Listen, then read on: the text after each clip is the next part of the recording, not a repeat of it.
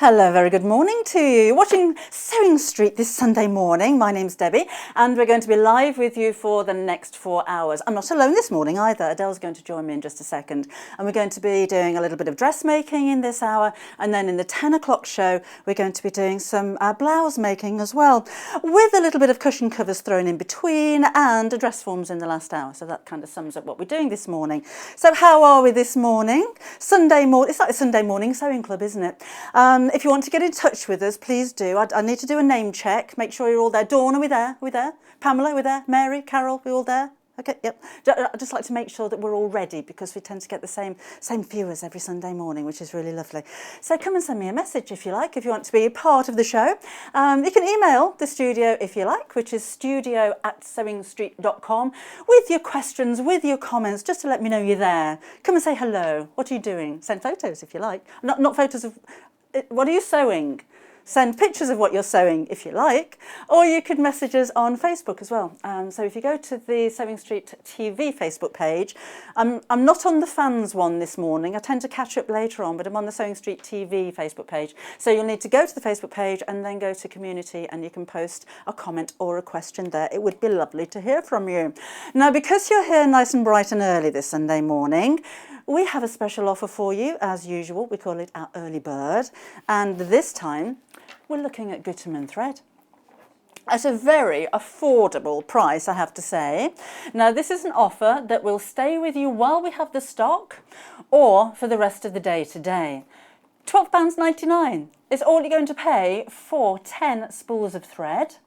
£1.29 a spool. Expect to pay at least £2.99, £3.50 if you were to buy these individually in store. So you've got a lovely range of colours here as well. So basic colours that you're going to use over and over again. It's the first time I brought this to you today.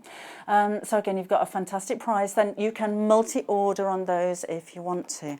I use a lot of Gutermann thread. I'm quite passionate about using quality threads, and I know I do bash on about it a little bit, but it's really important. You will spend a lot of money on a sewing machine, you'll spend a lot of money on fabric, you'll spend a lot of time making whatever it is you're making. Don't let your thread let you down. If you're going to go for a cheap thread, you'll have a weak seam and you'll have the risk of building up lint inside your sewing machine from the fluff that it creates. It's not a problem, it's just another bit of a cleaning job. So with Gutermann thread, this is a polyester. It's a monofilament, so it's one fibre. It's called a sew-all thread because nowadays we can use polyester on any type of fabric, so don't worry about using this on cottons, on linens, on denims, on synthetics or natural fibres. It really doesn't matter. It's got a matte finish, so it doesn't have that shine that you associate maybe with synthetic threads. So probably for 99% of your projects, you're going to be able to use your Gutermann thread, and it's a 50 weight, so it's the weight that you're going to use for most of your projects, whether that's bag making, dressmaking, or if you're doing a little bit of patchwork and quilting as well. But look at the colours that we've got. So we've got such a gorgeous range of greens and blues, but very usable colours as well. So we've brought you oranges and threads before, oranges and threads, oranges and reds even before now. But the blues and the greens here are just beautiful. So we've got spring greens and winter blues and Christmassy greens and ocean blues, and that is a very, very deep navy. It looks like black, but it's actually a very deep navy. There we go. There we go. There, see, I can zoom in and out and pan. I can do this. When we get our new studio, yes, I will have a professional spool mover. A little bit like Hook a Duck, I'm hearing. So, and they all come nicely packaged as well. So they make a nice gift idea. I think if you're giving a gift of something sewing related to somebody who sews, it's going to be quite difficult because they've got the machine, they've got their fabrics, they've got their patterns and they have their own tastes, but they're always going to run out of thread. So if you're thinking of stocking up, literally stocking up for Christmas time, see what I did, then this is such a good gift for anybody who sews actually. So again, early bird while we have the stock at just £12 and 99 pence. £1.29 for Gutermann thread. I hope nobody tells them. don't think they'd be best pleased. But lovely quality of thread as well. So, Hannah's producing today. Hannah is in my ear, and Paul is in my other ear, my other ear. As I told you last week, actually, sometimes I go really posh. I don't know how it happens, but I put H's in where they're not even expected. So in my ear, I did go Texan last week as well, and I do apologise for the cow pat issue. That wasn't my fault. When somebody says cow pat in your ear, it was a little bit, yeah, well, had a bit of it. If you didn't watch, then you're going to wonder what on earth I'm talking about this morning, aren't you? No cow pats today. Hannah Producer's idea was to, very selfishly, take 2 out and keep them for herself, and then tie the string a bit tighter around the box so nobody knew that it was different.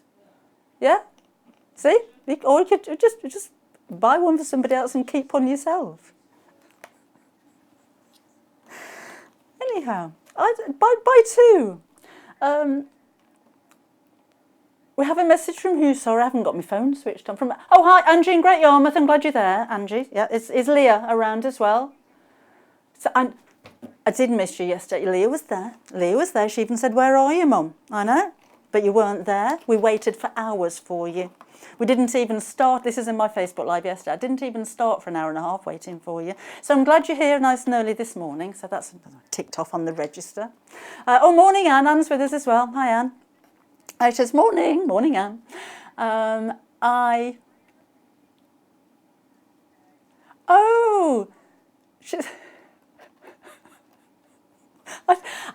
think that was a pun. She says she's a fishing widow today, so she is in sole, what was it? In sole control of the remote control.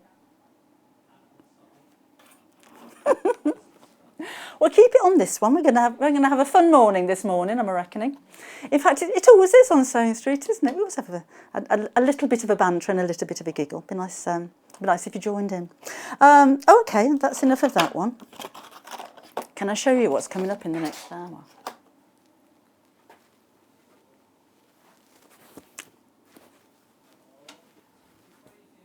So this is a kit that I put together with full instructions on how to make 2 of these cushions. So there'll be 2 the same from the kit. So we've got 2 of this. This is the Tiger fabric by Lewis and Irene, which is lovely. Or there's a couple of Liberty ones on there as well. But enough fabric to make 2 Lone Star cushions. And they've got jazzy backs as well, with a concealed zip underneath there. They're on the website already, so if you wanted to get ahead of the game. They're bound with binding, they're simple to make. You can quilt them as much or as little as you want to. But again, you do have 3 colour choices. The other one's like a paler pastel blue, which I shall be making up in the next hour. But they haven't put very many on there. I know. So if we sell out, don't know what we're going to do. So that. Okay, so that's coming up at 10 o'clock. Coming up in just a second, we have Adele waiting in the wings, and we're going to be doing a little bit of dressmaking, and she's going to be solving pocket problems with your scoop pinafore. This is a So Different pattern, so it's one of Laura's patterns. And it's really clever, but apparently it's really simple as well. The red one behind me here. But the pockets really make this one. Lots of you already are checking out on the pattern, so good for you. Haven't even told you how you order it. We'll have a look at that in a second. It's £16.99. Size-wise, we're going to go from a size 8 up to a size 16. I'll give you the measurements in just a second, but you see more details on the website there. Sorry, 8 to 26, not 8 to 16. So if you go on the website on sewingstreet.com, there is a close-up of the back of the packaging on there, so you can see all of the different sizes. I can take you through that really quickly though. I'll just go smallest to largest. So your bust size on the smallest size is a 84 centimetres or 33 inch on the bust.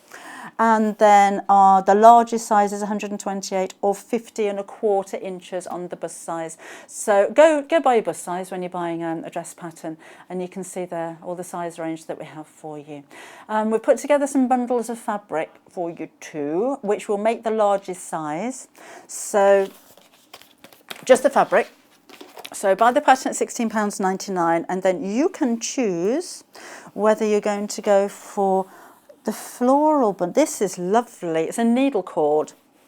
So it's like velvet, it's really soft, but you can feel the cord, but you can't actually see it. It's really, really fine, like a baby cord. It's beautiful. So we've got little pink flowers and the green leaves. There's two ways you can do this, and Adele will explain. You can have the main pinafore in the needle cord and then the lining and the pockets in the pink, or you can do it the other way around. So there's 2 metres of each one of those. So 2 metres, metre and a half. Sorry, 2 metres of the cord and a metre of the pink. That's it, for £25.99. So you've got 3 metres of fabric in total. Of course, if you just love the fabric, you can just order it anyway and make what you like with it. But there's enough to make the largest size of the dress. Then we have a little denim and Liberty combo. This is one that Adele's going to be demoing. So this time you've got a couple of metres of the denim, and it's the light denim, so it's nice and summery. And then half a metre of the Liberty fabric and half a metre of the blue. So that's £29.99. So this time you'd make the main part of the dress out of the denim, and this is your lining, and that's for your pockets. So that's £29.99. And then finally, we've got the velvet one. Ooh. So deep red velvet. This is so soft. And first time you've seen this one as well. And then the deeper red for the lining, and then you've got this gorgeous black and pink floral fabric. 3 metres again in total, so 2 half for £25.99. And again, you've got enough to make the largest size. So if you're making the smaller size, you're going to have quite a lot left over. You can make a matching bag, couldn't you? Make an infinity scarf or a headband or something like that. Okay, and this is the one that's been made up, or Adele's made up behind me there. And it's quite a simple dress. So you can see you've got the pockets on the side there. Isn't that different? It's so unusual. Very clever design. I've not seen anything quite like that before. So Adele has had lots of questions about the pocket, so that's what we're going to be focusing on shortly.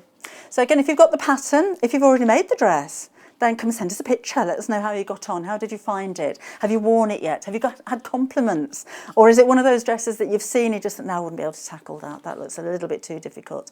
Come and let us know.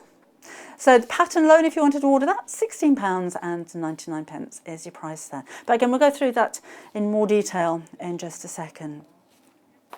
Or the denim bundle, by the way, that we're going to be demoing with, or Adele's going to be demoing with.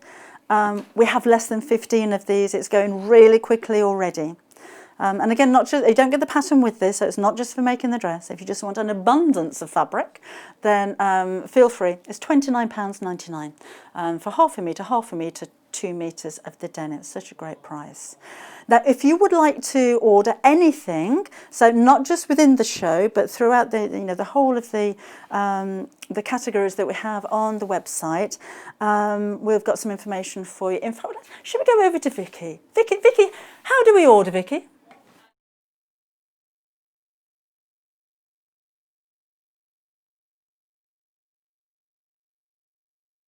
Shopping with us couldn't be easier. If you want to shop online, then you can head to our website, www.sewingstreet.com. It will redirect you to our sister channel Jewellery Makers landing page. Don't worry, you haven't gone to the wrong place. We're simply using their website temporarily while we're building our own web shop. Scroll down past the Watch Live part and you'll see all of the products that you will have seen on air on today's live show. You can also shop our catalogue by clicking a category, clicking a product to view closer, and adding it to your basket. Once you're ready to check out, you will need to create an account, which is absolutely free to do so, but it will mean that you can check out on as many orders as you want throughout the day with still only paying one postage and packaging. If you'd prefer to speak to somebody in our UK-based customer service team, then you can do so via the free telephone line number 0800 001 4433. They will not only help you create an account, but will also help you with any of your online shopping.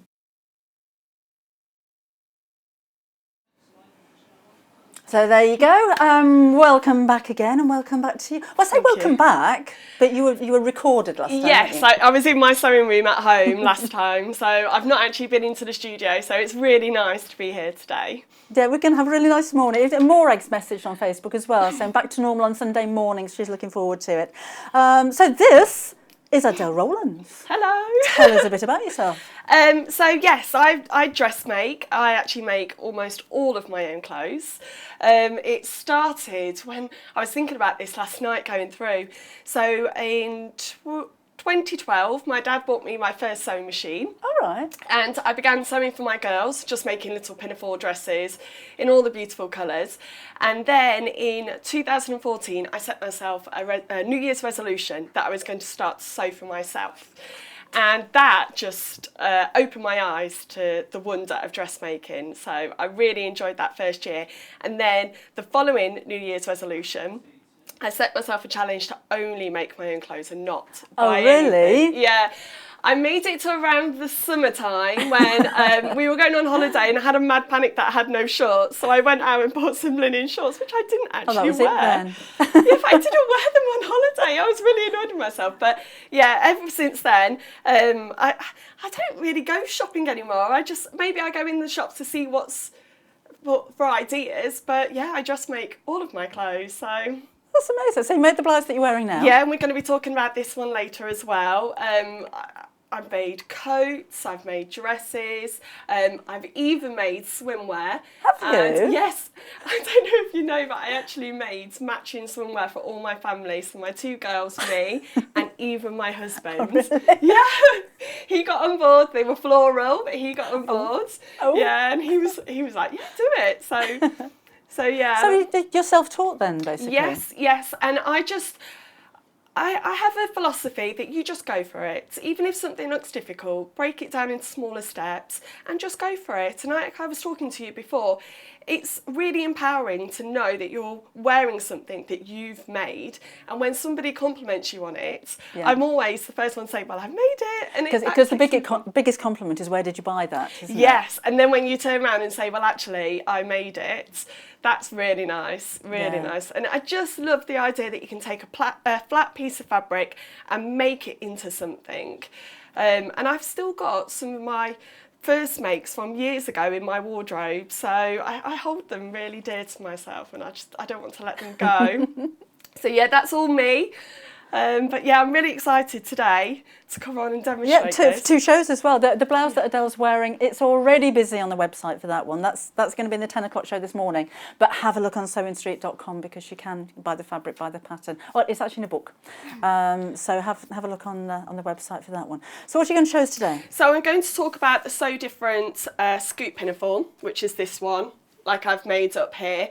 It's a really great beginner pattern. So it does say 3, so if I show you the back, it has a star rating and it has a 3 out of 5. And I think that's only down to the pockets, like you were mentioning before. Yeah. That's the only difficult part. It's a really great pattern to push you. But there's no zips, there's no buttons, there's no darts. No. So all of the challenges, if you will, for a beginner sewer, they're not there. It's just a pocket. No, and I get really quite scared about buttonholes. That's my nemesis. Every time I seem to do buttonholes, it gets stuck in the machine. But this is perfect because, like you say, no zips, no buttonholes. It's just pull on. But it's really, really interesting how to have these panels and these pockets. Can I just show that? So you've got this contrasting panel here, but then that's also part of the pocket as well. And it's a really good deep pocket on that. I was saying, no, it's just a really clever design, isn't it? Yeah, and also what I'm going to talk about here with the Liberty, you don't need an awful lot of this fabric. So if you've got some really special, precious fabric that may cost a little bit more that you wouldn't normally make a full dress in, it's really nice to use it in that feature.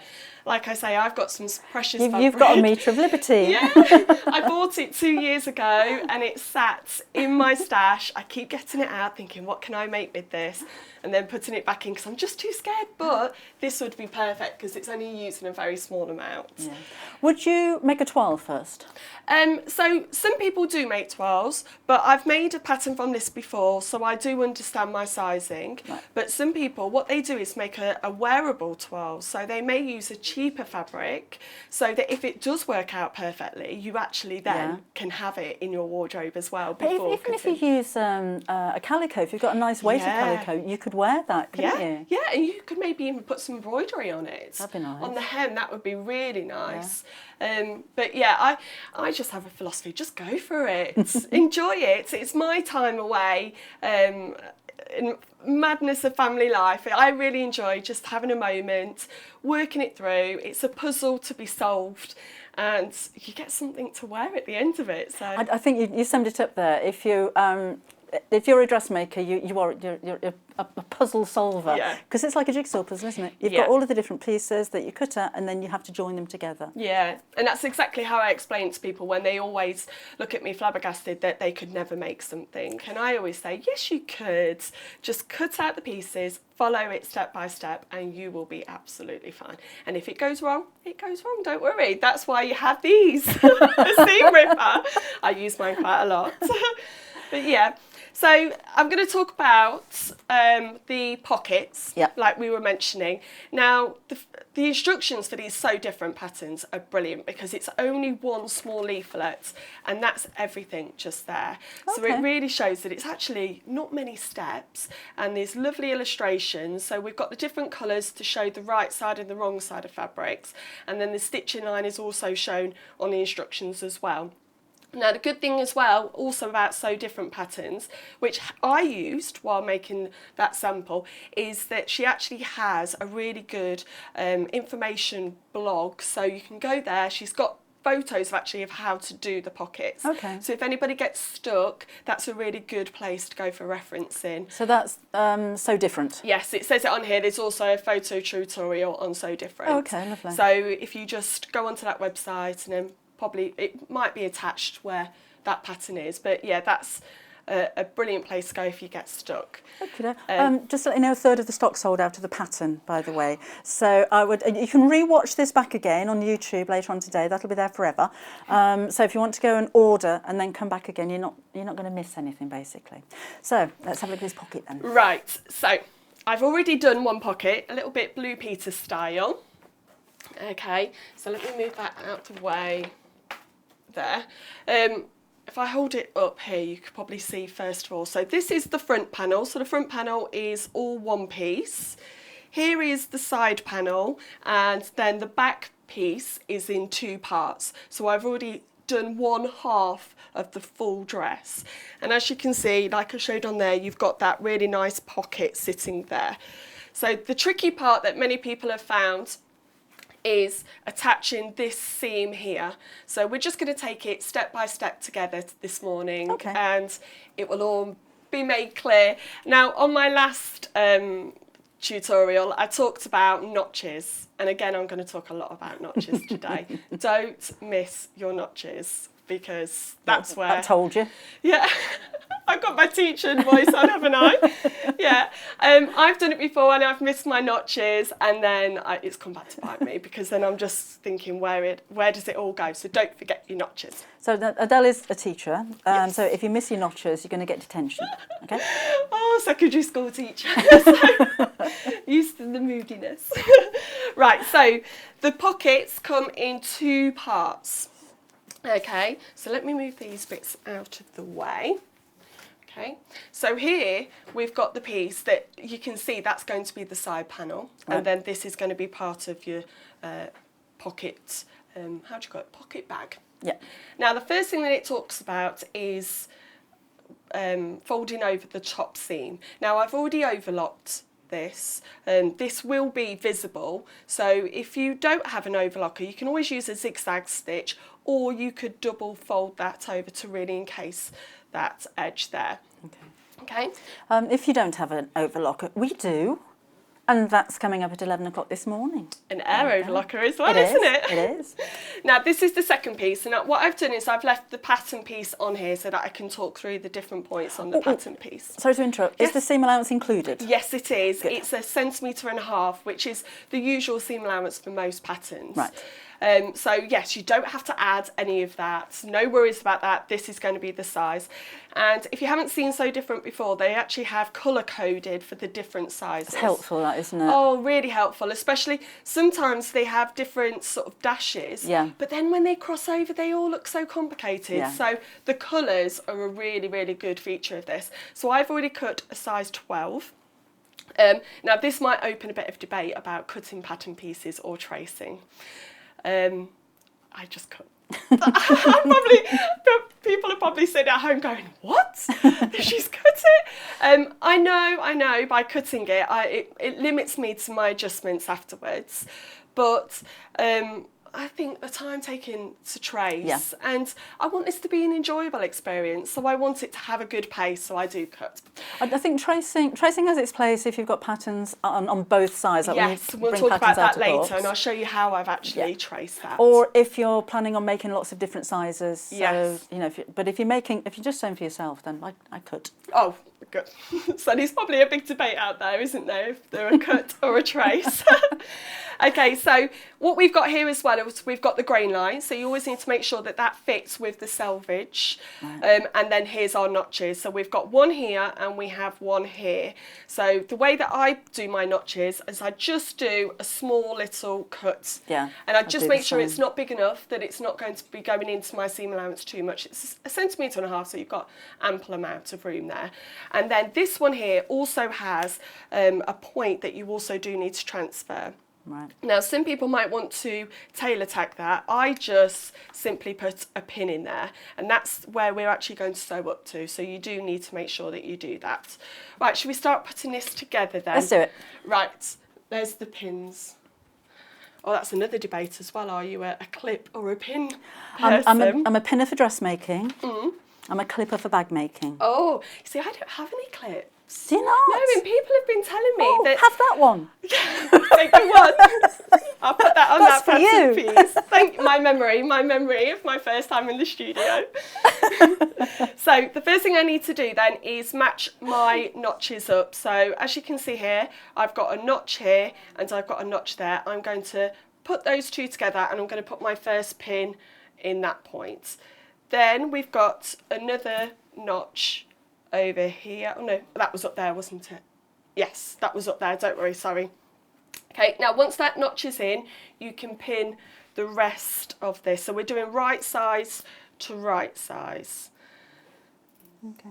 I was just thinking another thing with this dress. If this is going to be the first dress you've ever made, I'm imagining there's no understitching, stay stitching, easing, all of these terms and techniques that a beginner might not understand. No, it's a real perfect one for a beginner. That's why I say when it's 3 out of 5, I think that's a little bit overambitious. I think it could be a 2. Yeah. It's just the pocket that really throws people out, but I say go for it. Go for it. You never know what you can achieve until you do it. Yeah, that's true. Right, so what I'm going to do now, let me just put these instructions in at the same time so that you can see. So I'm on point 2 where we're going to do our stitching all the way here, and then I'm going to stop where I've put my pin.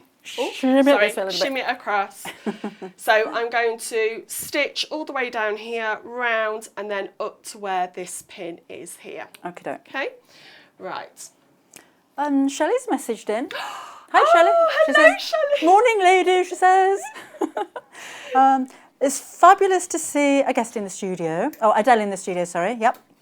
Yes, I know Shelley. Oh, you know Shelley? Yeah, Shelley's from work. She's our librarian and our resource manager, Reef Graphics. Oh, she's So what else did she say? You inspire her to dressmake. Oh, Shelley, she's an amazing sewist. She makes the most wonderful quilts. Oh, she hopes to see much more of you on the telly in the coming weeks. Oh, I've missed Shelley. Hello, yeah, Shelley. she wants to see you on the telly, not in real life. Oh, thanks. Right, so this is going to be interesting. Sewing standing up. Right, let's go. When we get our new studio, we can lie down sewing. We can do what we like in the new place. But yeah, it is a bit, but yeah, upside down. Yeah, horseback. So I'm just going to sew 1.5 centimetres all the way round. Now this way you're going to get my concentration face as I go round.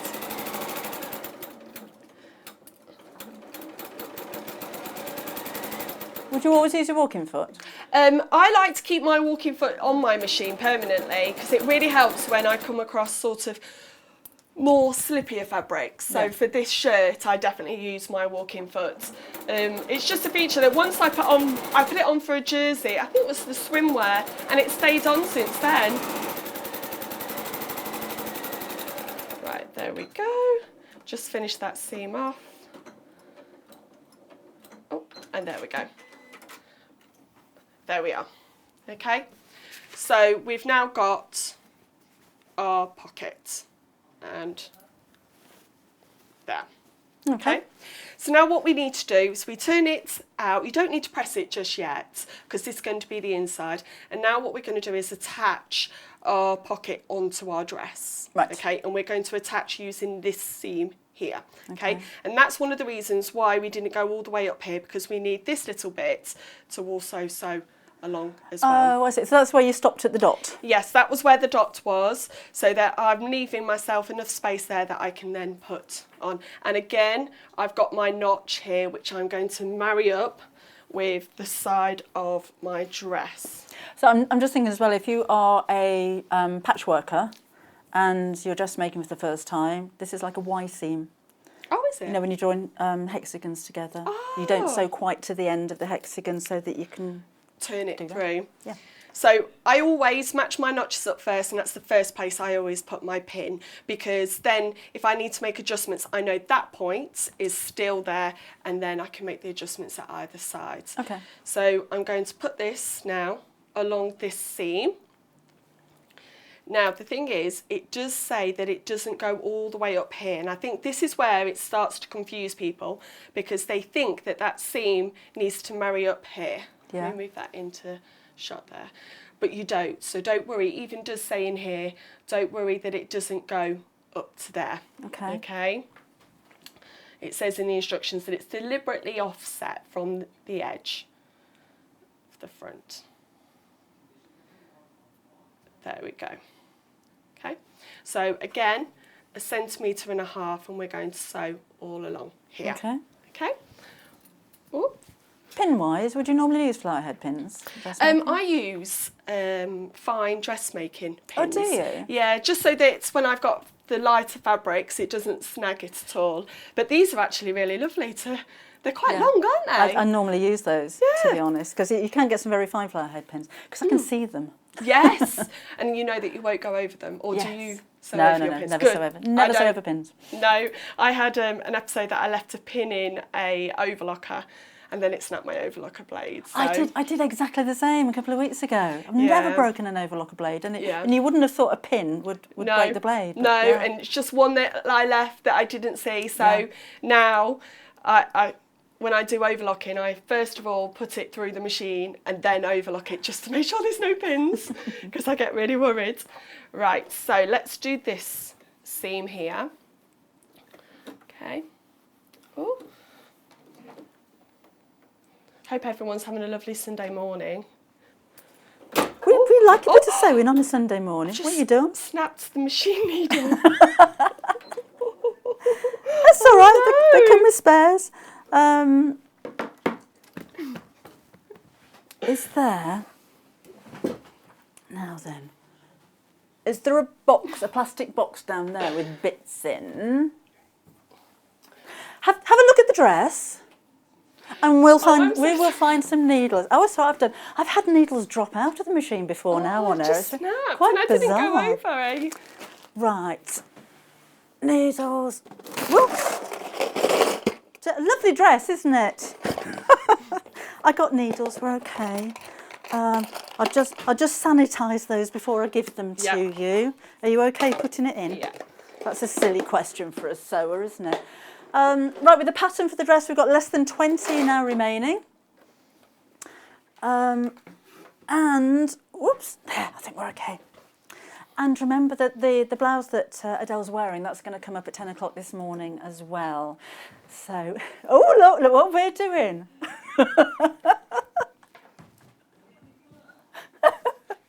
That's a bit jazzy for a Sunday morning. We'll be actually you talk about jazzy in the studio. What you let me show you. What you don't normally see. Well, you won't ever see under here. Look.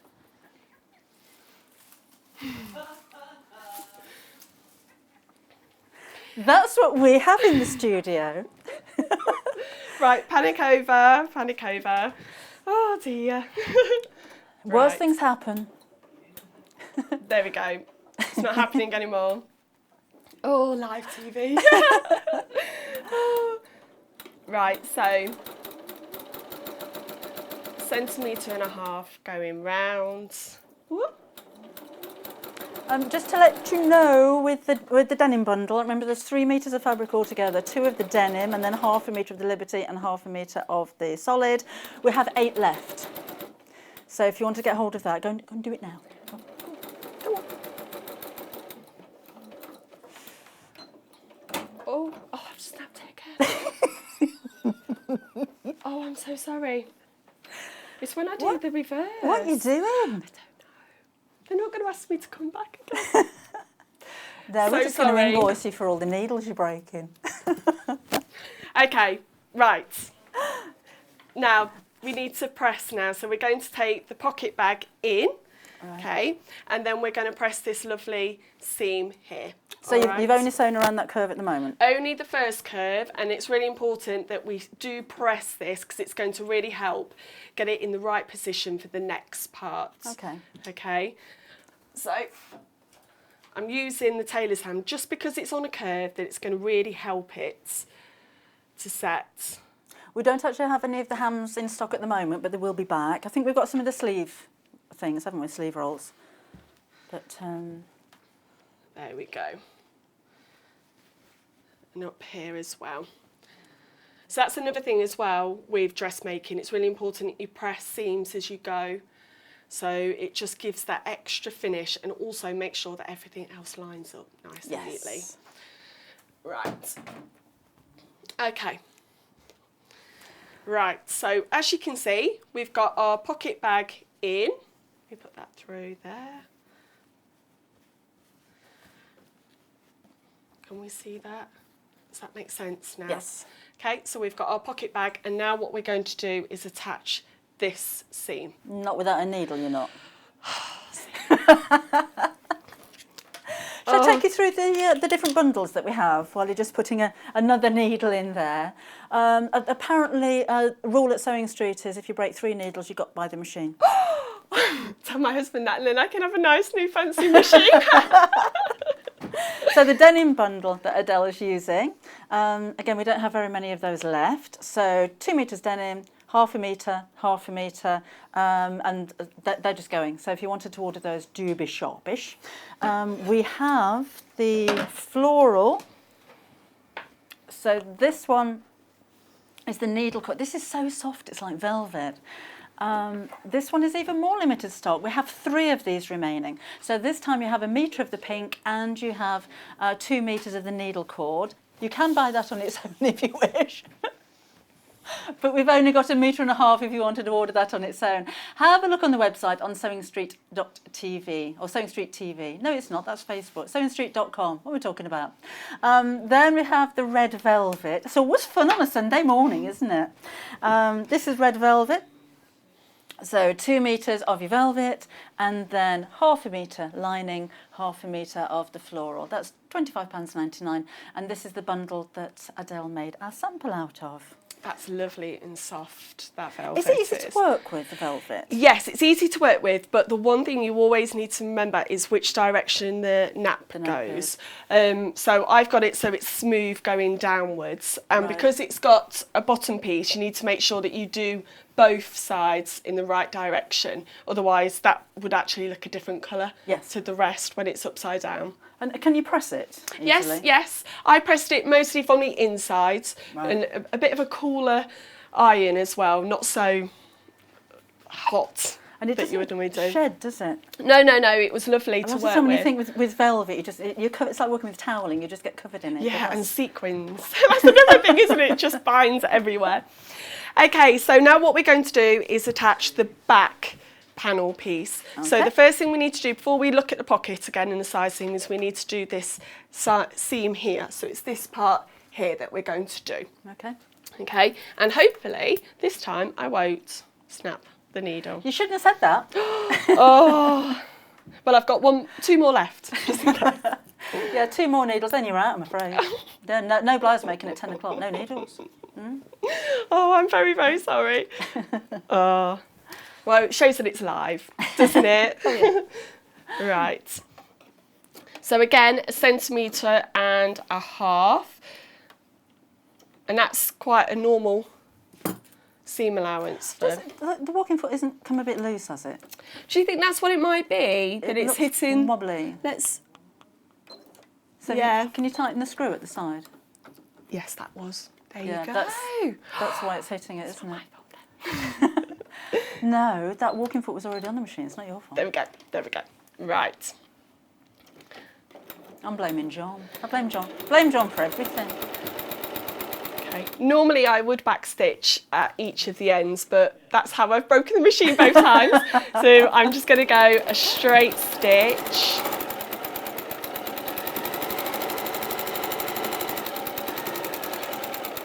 Nice and quiet, that machine, isn't it? Yeah, it means that I would be able to sew when the girls are in bed. Well, that's a good reason to buy one. So another seam that I'm just going to press open. Now, I've already finished my seams with the overlocker before I came today, but you can actually finish them with the overlocker so that they're together after you've done that seam. So if you don't have an overlocker, how would you recommend finishing them? So with this one, actually, I did that. I didn't use an overlocker at all. And all that I did was the zigzag stitch on the machine, because I thought not everybody has the luxury of an overlocker, but it's more than achievable to do just with the zigzag. Okay, so we've now got our seam, and this is where we're going to put our pocket bag onto our side. So there is one notch that we need to really pay attention to. So if I find that on there, then I'm going to not put that notch onto this one here. Like I said before, I always put my notches first and then sort the seam out everywhere else. Okay, so if I go up here, now this is where it looks very odd, because as you can see, everything's inside out and it can get a little bit confusing. Okay, so sometimes if you're struggling, just take a step away, go and get a cup of tea, come back and look at it with fresh eyes. That's always a useful tip to do. Now also, because you've got a curve, you just have to ease it in very slightly. So do you have to be aware of stretching, because you've got a curve there? It's kind of on the bias at some yeah, point, isn't it? I don't think you need to worry too much, because this is a lovely woven. I think if you had maybe a lighter fabric here, it would stretch out. Yeah. But it's not too much of a stretch. It's just to make sure that those two seams are together. Now this is the part where it gets confusing. This part here, okay? Oh, let me move that out of the way. So you've got... the seams don't match? So that's the thing. The seam here doesn't match there, but because you have sort of a little bit there that doesn't match up, it just keeps it reinforced at that point. Okay.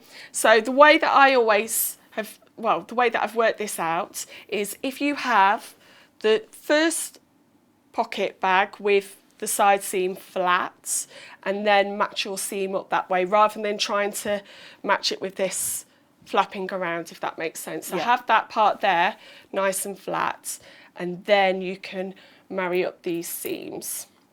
And what we're going to do actually is take this all the way to that point there. Okay. So lots and lots of pinning when you're dressmaking? Yes, yes. Because a lot of the time, if I'm bag making, I don't necessarily pin or clip or anything. But with dressmaking, it's really important, isn't it, to get those jigsaw pieces lining up. Oh, Morag, look at you. She's put, have a look on the Sewing Street Facebook page. She's put a picture of the Pinafore dress. Oh, has she made it already? Yeah, so first time she's made anything for herself. Oh, is that space fabric on the side? Looks like it. Oh, I love a space fabric. Oh. Being a scientist, I have a fascination with space, so yeah. That's fantastic. How did you find it? Did you find it easy? That's brilliant. Well done. Is that her first ever? First ever for herself, yeah. Oh, well done, well done. Well, the journey doesn't stop now, you've got to keep going. Oh, just quickly, we've got a question from Lynn. Hi, Lynn. She says, oh, morning all. Morning, Lynn. Hello. Welcome to Adelle. Oh, thank you. Loving the demo, loving the Pinafore dress, and she prefers a midi length. A midi length, yeah. So would it be a suitable style to lengthen? So the way that you can lengthen it is this bottom panel here.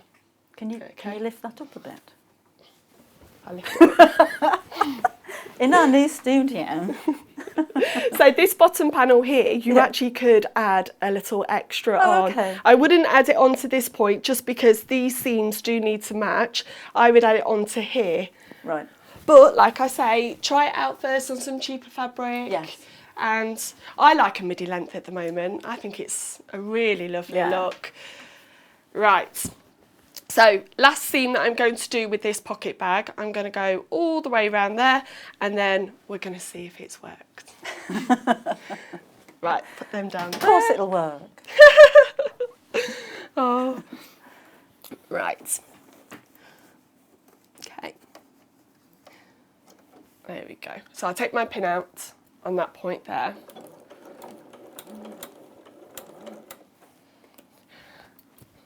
So because we're sewing on a curve here, it's okay to just take it a little slower, just to make sure that you keep those seams together.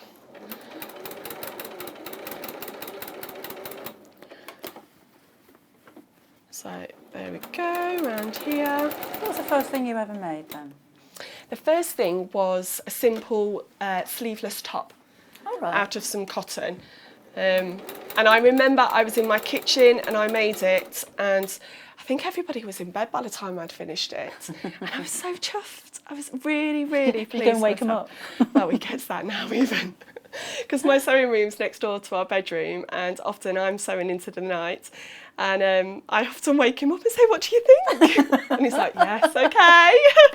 And then my girls, they're really great because they always go, Mummy, I love it. Aww. And they're my biggest campaigners.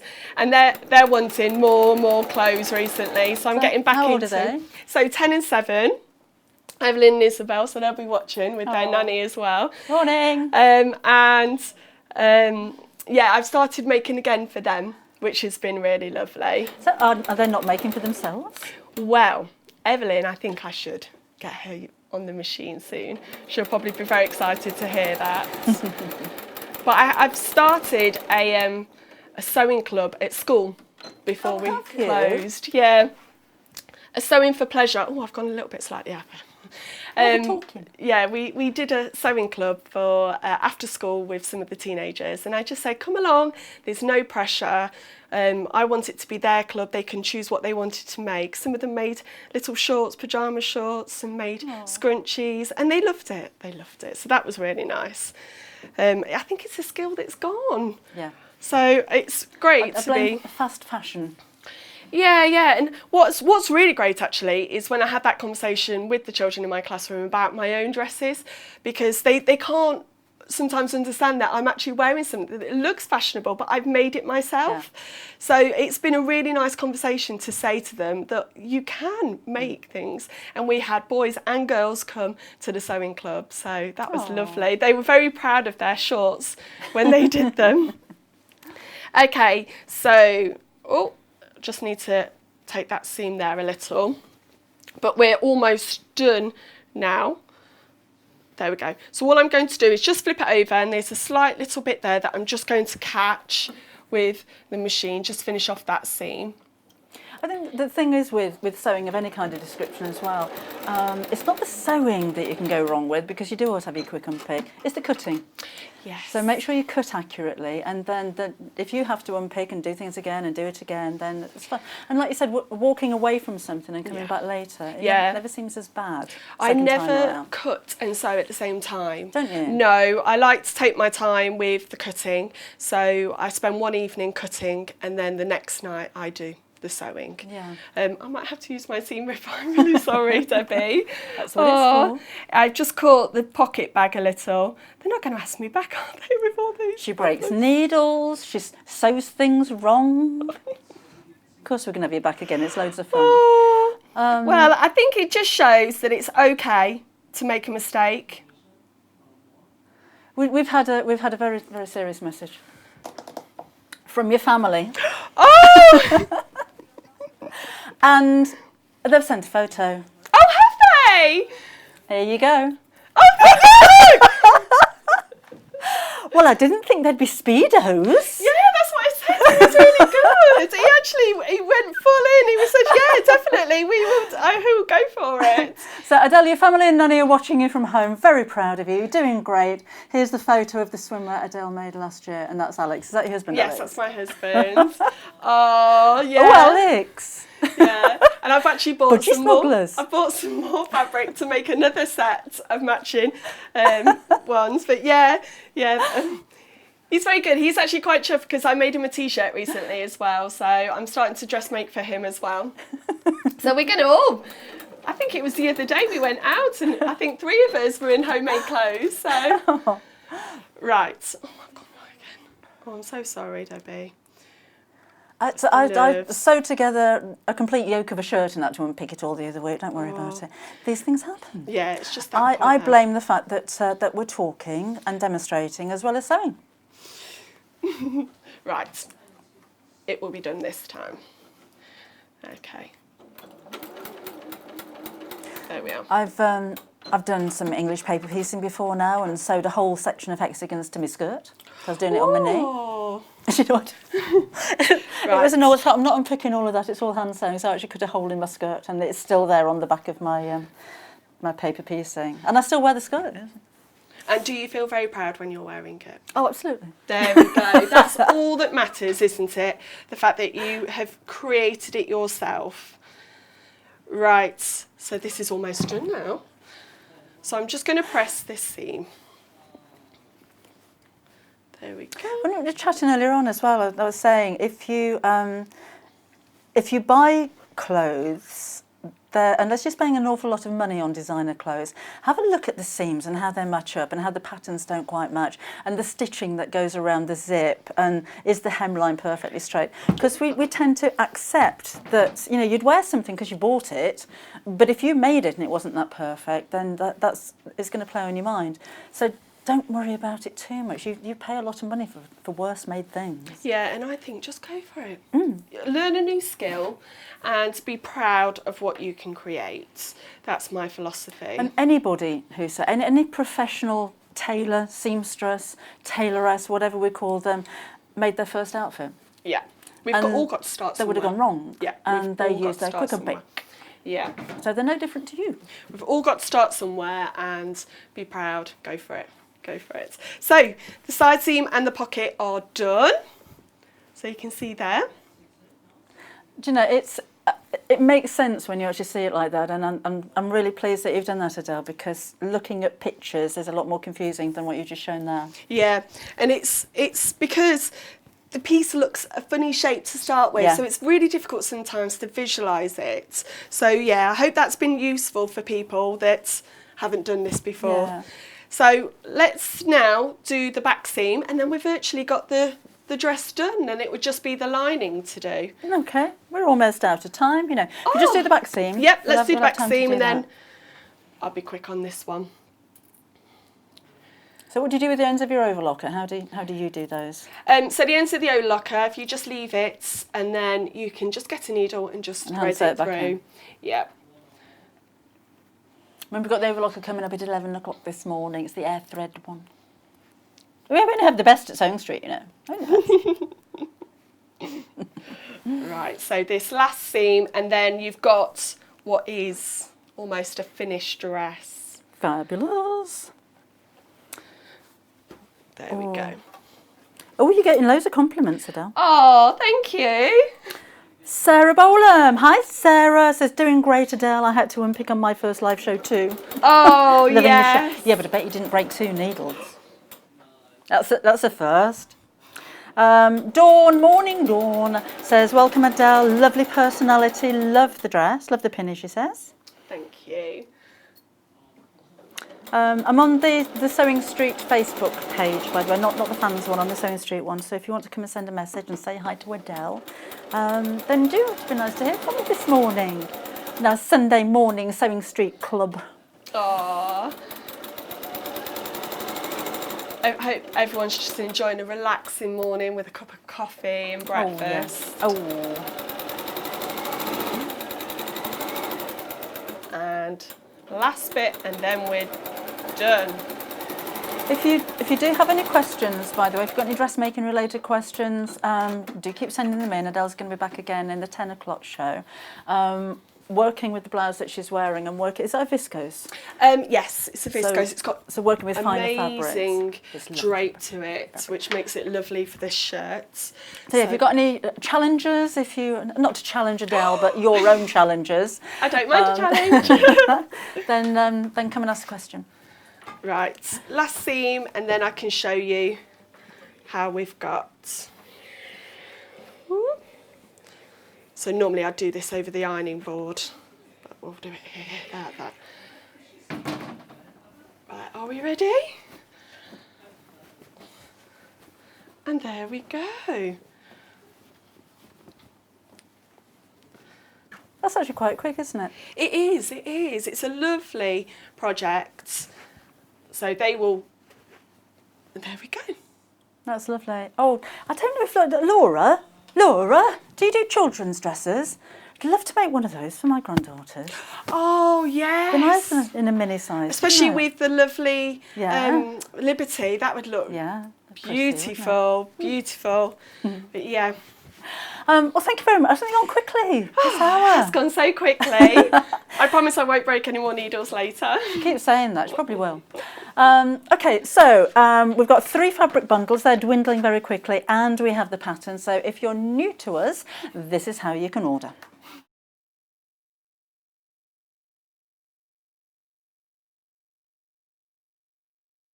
Shopping with us couldn't be easier. If you want to shop online, then you can head to our website, www.sewingstreet.com. It will redirect you to our sister channel Jewellery Makers landing page. Don't worry, you haven't gone to the wrong place. We're simply using their website temporarily while we're building our own web shop. Scroll down past the Watch Live part and you'll see all of the products that you will have seen on air on today's live show. You can also shop our catalogue by clicking a category, clicking a product to view closer, and adding it to your basket. Once you're ready to check out, you will need to create an account, which is absolutely free to do so, but it will mean that you can check out on as many orders as you want throughout the day with still only paying 1 postage and packaging. If you'd prefer to speak to somebody in our UK-based customer service team, then you can do so via the free telephone line number 0800 001 4433. They will not only help you create an account, but will also help you with any of your online shopping. Right, now your pattern is about to sell out. So if you want to get hold of that, I would do it rather quickly, so we don't want to miss out on this one. £16.99. Your sizes go from a size 8 through to a size 26, and on your bust measurements, that's from 33 inches on the smallest all the way through to 50¼ inches. As a beginner dressmaker, if that's you, you've got a dress that's easy to make. There's no closures, there's no darts, there's no zips, there's no buttons, there's no hooks and eyes. It's a very simple dress, but it does have unusual pockets. So it's not like you're just making a tube. You know, you are going to learn something as a beginner. As an experienced dressmaker, you're going to be able to make these so quickly. And then, of course, you can adapt, use your own fabrics. Make it longer, make it shorter. That's entirely up to you. Make yourself, you're going to need a top to go under it. So you can make yourself a little top, or you can just be really daring. But a matching top would be nice, isn't it? A little blouse, maybe. £16.99 your price. It's going to go though, it's about to sell out, so please check out your baskets if you're ordering on the website, or order now on the phone lines on 0800 001 4433. And then share your pictures with us. I can't wait to see what you've been making. The floral bundle with the needle cord is the most limited of all of the fabric bundles that we have. So this time you have 2 meters of your floral needle cord and 1 meter of the pink. So that's going to be your pocket and the lining as well. That's £25.99. Plenty enough to make the largest size of the pattern and probably a little bit left over. So if you're making one of the smaller sizes, you could make a matching blouse out of that, couldn't you? Or maybe a boob tube. A boob tube underneath it would look fabulous. Right, so should we look at the denim? Let's have a look at the denim one. This is what Adele was demonstrating with. Down to single figures for this bundle. 2 meters of denim, 1/2 meter of the blue solid and 1/2 meter of the Liberty for £29.99, your price there. But again, if you want to save that Liberty, maybe you've got a stripe would look nice on the pockets, then it's not set in stone that you have to use the fabrics for the purpose that we've put them together for, if you get my meaning. £29.99 is your price for those. And then our final bundle is the one that the sample dress has been made out of here. So 3 fabrics again, 1/2 meter of the floral, 1/2 meter deep red, and then 2 meters of the velvet there. And it's not a sheddy velvet. It's not one of those velvets that you have to steam over a bath to try and get the creases out. It's an easy to work with velvet. £25.99 is your price for those. Now then, we're going to have a quick break because we've got some fabulous cushions coming up for you in the next hour, if I say so myself. So check out your baskets if you're ordering on the website. Order anything that you like on the phone lines right now, and we shall see you again in a couple of minutes' time.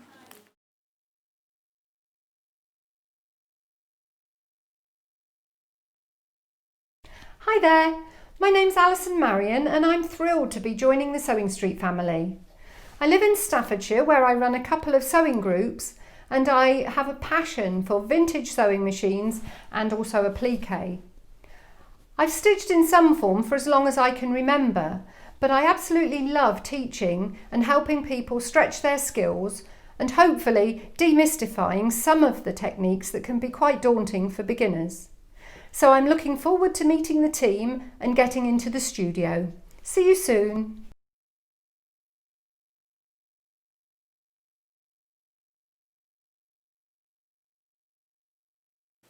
Hello there, I'm Debbie Shaw, and I would love you to join me on the first Monday of every single month for Sewing Street Surgery. Now, this is a dedicated hour where I answer your questions, and that could be questions about techniques, it could be questions about tools, it could be questions about new products, or maybe something that you've seen that you just don't understand. There's a lot of questions about tensions on sewing machines, and there's a lot of questions about working with different weights of fabrics. So if you have a question that you'd like to ask me, the easiest way to bring a question over to us is to go to our Facebook page and post your question on there. I will collate all of those questions throughout the week. If we need any new products for you, or if we need any new demonstrations, those will all be worked on leading up to that first Monday of the month. So do join me, Debbie Shaw, on Sewing Street Surgery on the first Monday.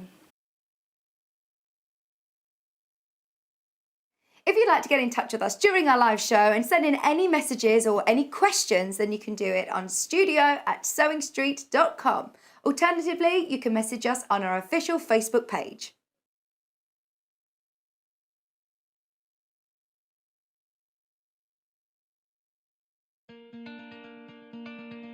To see me back. My favourite piece of kit with the sewing is the seam ripper. Hello, I'm Janice from Birmingham. I specialise in dressmaking. I used to run a children's shop and I love making children's clothes. My mother encouraged me to sew from an early age. When we were young, we did dressmaking in school. My claim to fame was the sewing quarter, but I'm now making also jumpsuits for ladies and men of all shapes and sizes, and it seems to be going for the festivals around the country.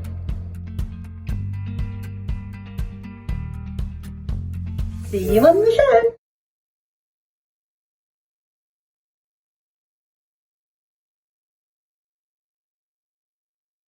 Shopping with us couldn't be easier. If you want to shop online, then you can head to our website, www.sewingstreet.com. It will redirect you to our sister channel Jewellery Makers landing page. Don't worry, you haven't gone to the wrong place. We're simply using their website temporarily while we're building our own web shop. Scroll down past the Watch Live part and you'll see all of the products that you will have seen on air on today's live show. You can also shop our catalogue by clicking a category, clicking a product to view closer and adding it to your basket. Once you're ready to check out, you will need to create an account, which is absolutely free to do so, but it will mean that you can check out on as many orders as you want throughout the day with still only paying one postage and packaging. If you'd prefer to speak to somebody in our UK-based customer service team, then you can do so via the free telephone line number 0800 001 4433. They will not only help you create an account, but will also help you with any of your online shopping.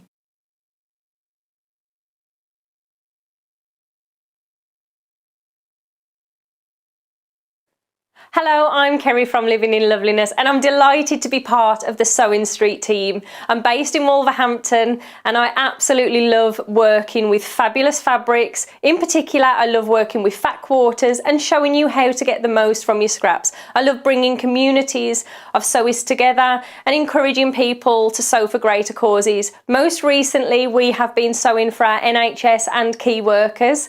I look forward to bringing you hints, tips and techniques. I'll see you soon.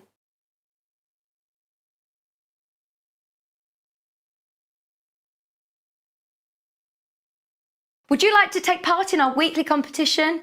If you do, then all you have to do is head to the Sewing Street fan page group on Facebook. Post your picture of your make. Myself, Debbie Shaw and John Cole Morgan love looking at all of your makes every week. We pick our favourite and announce the winner every Friday live on the show. Happy sewing and good luck.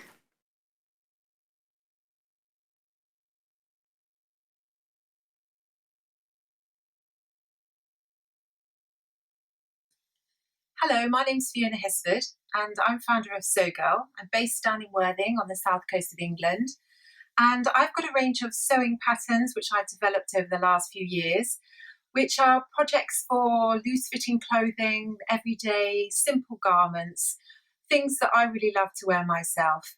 And I'm going to be bringing you them to Sewing Street over the next few months. So I look forward to seeing you then. Bye.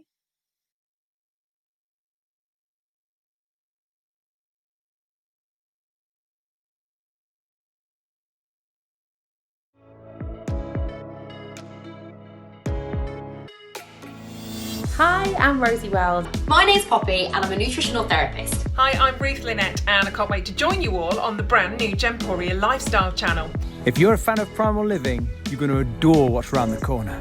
What is lifestyle? Lifestyle is healthy habits. Feeling good, it's about looking great. Making sure that we're taking good care of ourselves inside. And it's about the life that you lead and the home that you live in. All of this is why I'm so excited. We've got the most wonderful team. Homeware deals and primal deals under one roof on one channel. I can't wait to share this brand new channel with you. So we'll see you soon on Gemporia Lifestyle. Gemporia Lifestyle, coming soon to Freeview Channel 74 and gemporia.com.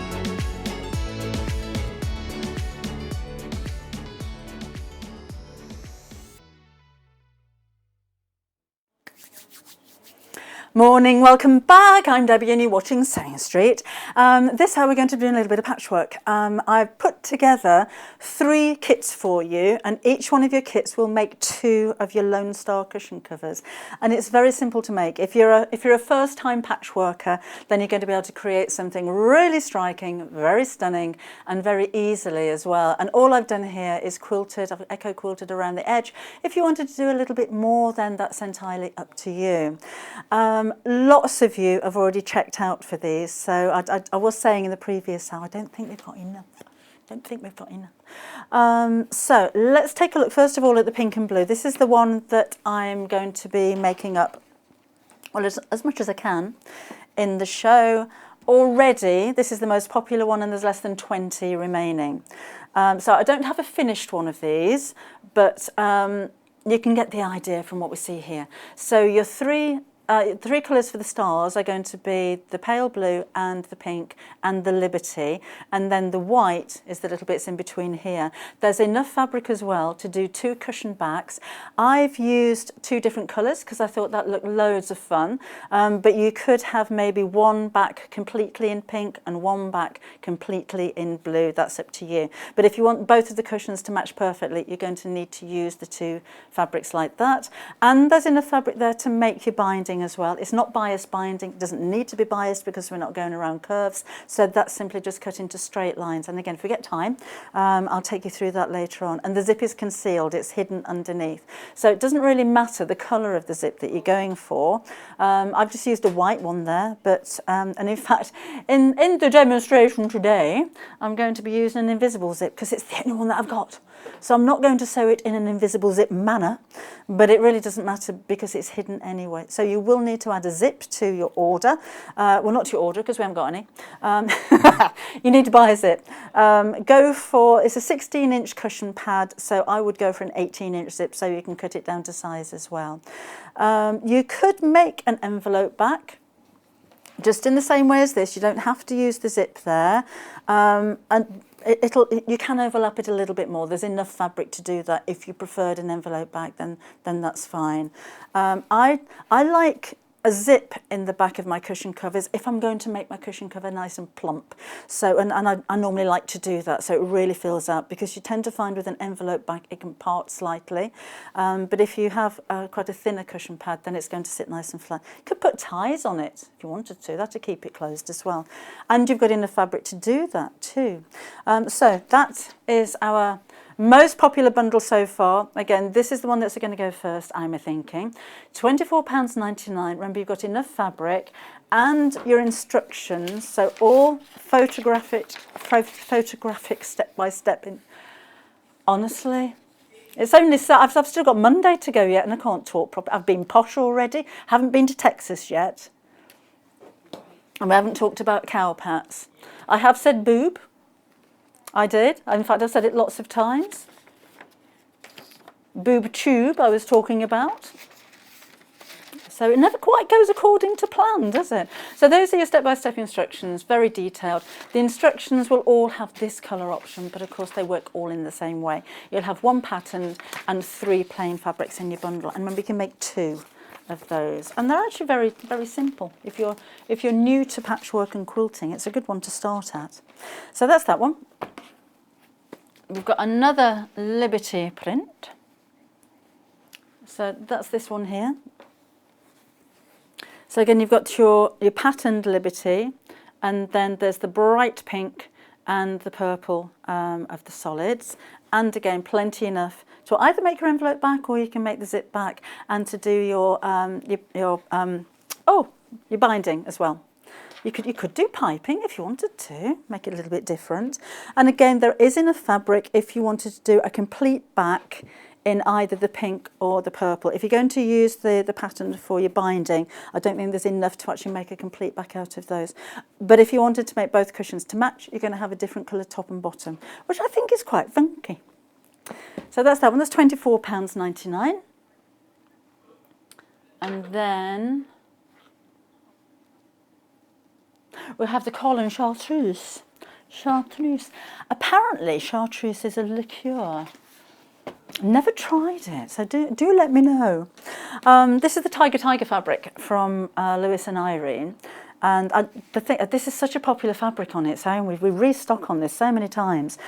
I like it because it's got that jungle kind of feeling, but you have to really look closely to see the tigers. So they're very subtle.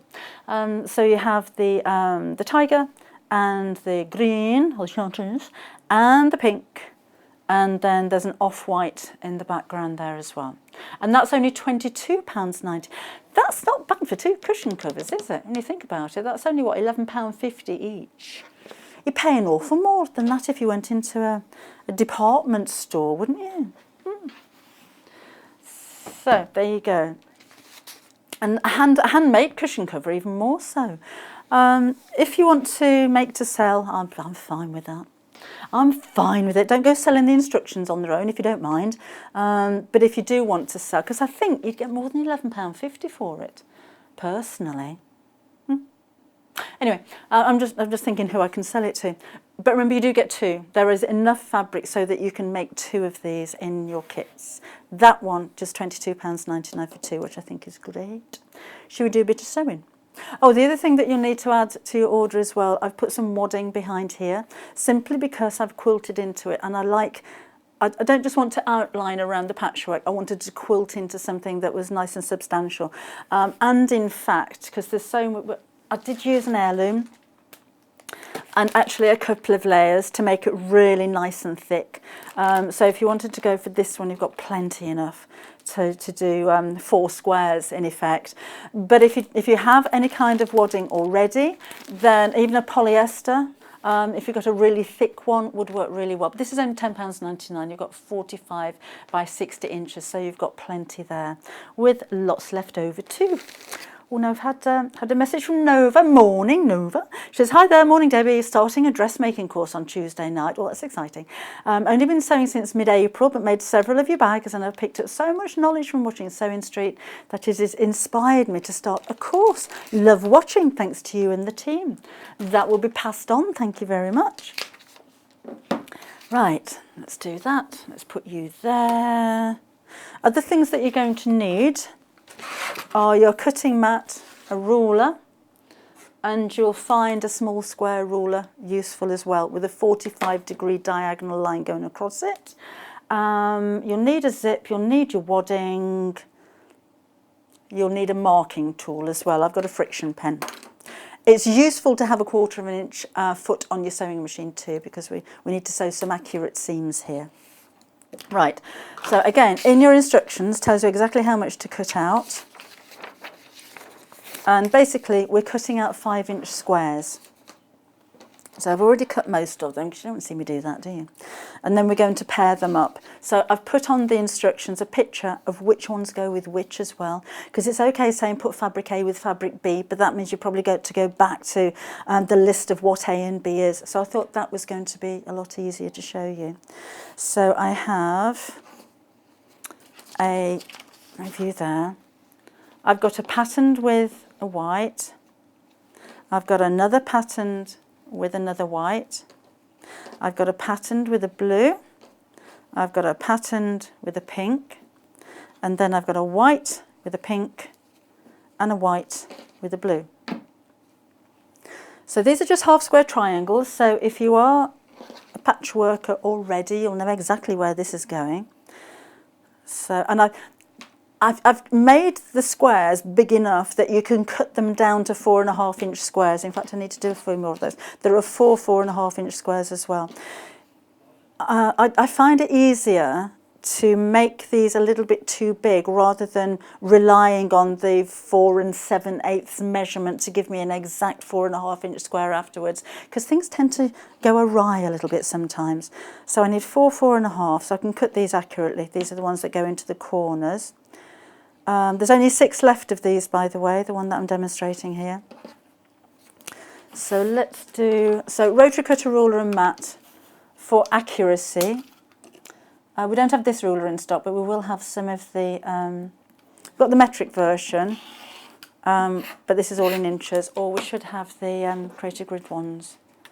So, and again, 4.5 inches. Just make sure that's square.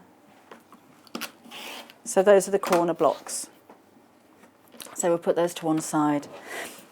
And then along the centre of these are the pairs that we put together. I'm going to draw a diagonal line from one corner to another. You don't need to use an erasable pen necessarily for these, because you're not going to see this line. And we need to do this for every single piece. Okay, so I'll do that as I go along, but now I'm going to sew 1/4 inch down each side of that seam on my sewing machine. Friction pens, by the way, I'm assuming we've got these on the website in lots of different colours. They're not designed for fabric, they're designed for paper. So you will have, I'll just show you, you can draw on here, and then there's a little rubber on the end that you can simply rub this out. Now they're called friction. Friction creates heat, obviously. So you can erase with heat as well. So if I just go over that with the iron, that will disappear. Don't normally iron paper, but there we go. If you're using it on fabric, I would only use friction pens within the seam allowance, not on bits that you're going to see, because sometimes the ink can bleach the fabric. You'll have a white line going through it. Always do a test first. And depending on weather conditions, if you go and jump in a freezer, then the ink could come back again. But for marking things like this, where, as I said, you're not going to see the ink anyway, then it doesn't matter. So I'm going to sew, in fact I'm going to measure that, 1/4 of an inch on my seam allowance. So I've got my 1/4 of an inch foot on there, but I think I might just have to move the needle over slightly. So let's pop that down there, screw that on there. And I'm literally going to measure where the needle's going to go, and I do need to move that across a little bit. Don't worry if you're not a perfect 1/4 of an inch for this, as long as you're, as long as you're uniform and you don't want 1/2 an inch, you'll have it really tiny. But as long as all of the seams are exactly the same, so I'd sew these all at the same time. There's something sticky on the floor down. Who's been drinking water with sticky labels on it? I'm blaming John. If your seam allowance is slightly less, you'll have a slightly larger cushion. If your seam allowance is more, you'll have a slightly smaller cushion. But as long as they're uniform, then that really doesn't matter. So I'm just going to pop a pin in here, and then we'll sew either side. So your 1/4 of an inch foot. Some of them have a guide on like this does, which is really useful. So I'm just lining up the guide with the line down the centre. If you don't have a 1/4 of an inch foot, then do what I did with the tape measure and just move your needle over so that it's sewing at a 1/4 of an inch. And then we're going to sew down the other side as well. Just using that guide again. There we go. Now, the bundle that I'm working with here is about to sell out. So we'll give you the details of the coral and chartreuse, which is the green and pink one. Now we need to do this for every single one. So this is, I was going to say it's quite time consuming. It's quite relaxing. I don't mind sewing being time consuming. I don't always want a quick project and then it's all over with. I like to take my time over things. Normally I would pair all of these up, draw the lines down all of them, and then sew all of them, and then cut all of them. But I just thought I'd show you what I'm doing first here. So then I'm going to cut straight down the centre. Again, that doesn't have to be dead on that line now because I've got the seam there. That's the important bit. And then, whoops, and we're going to do this for every single piece. And then we're going to press. Personally, I just like to press this to the darker side of the colour. If you wanted to press all of your seams open, then feel free. I always just iron the seam first of all, and it's called melding, and it helps the thread to become part of the fabric. You get a neater seam. And then let's just fold this one back, like so. Don't pull and stretch it. Because I've cut it a diagonal across the centre here, that can easily stretch because you're on a bias, you're on a 45-degree angle. So just make sure you keep that nice and flat as you press. And do the same with this one. In fact, you're going to do the same with all of these pairs of triangles. Like that.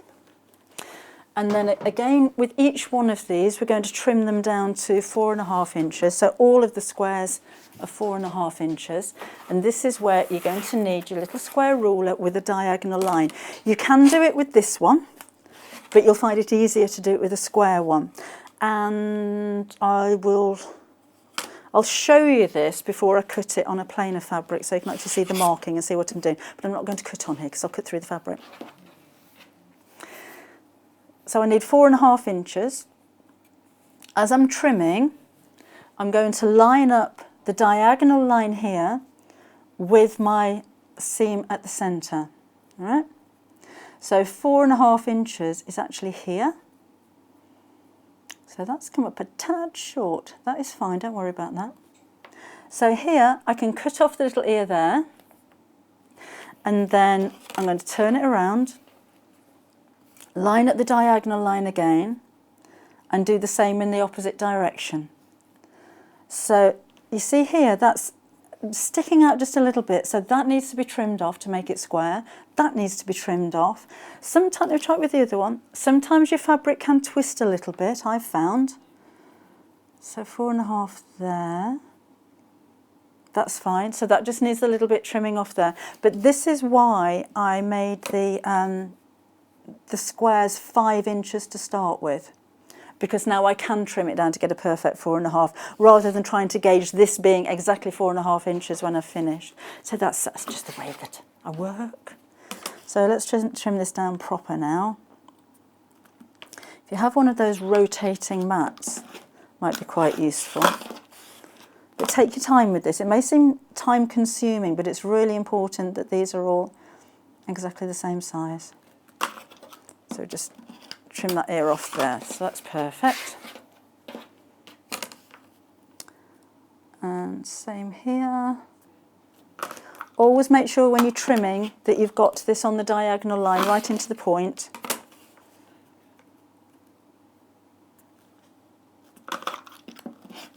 That's fine. And then we need to do that with all of the pieces. Like so. So we can speed up a little bit now, I think. So right sides together.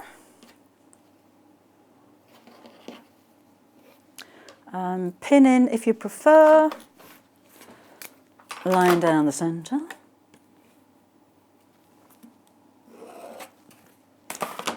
Make sure those are matched up like so.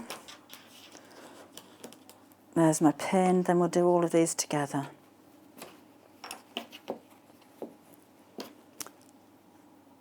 So, like so, diagonal line, down here. The colour that I'm working with here has now sold out. So the details on your screen are for the coral and chartreuse, which is this one. That one does. Oh, Sue's messaged in. She loved the lilac and the pink.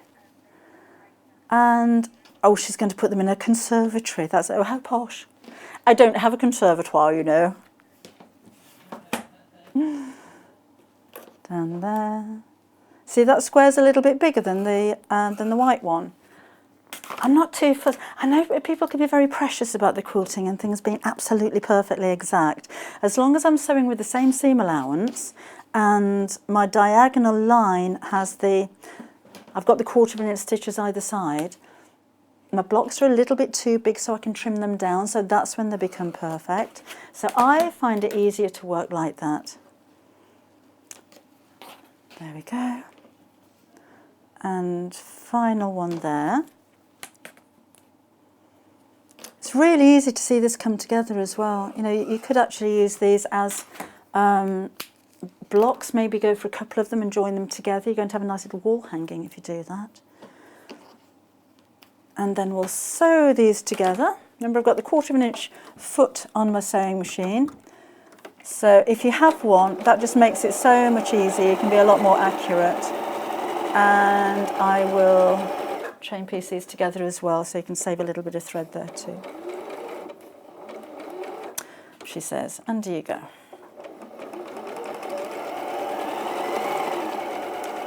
So avoid those pins.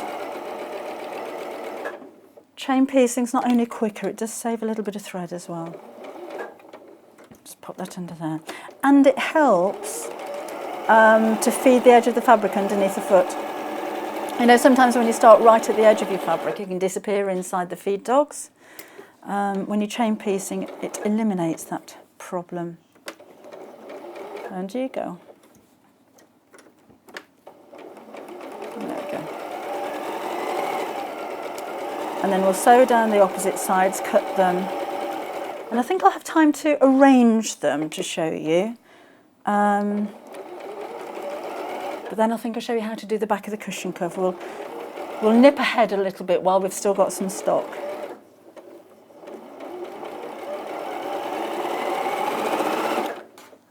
that's it for those. So we'll sew down the other side now. So we'll whip these around.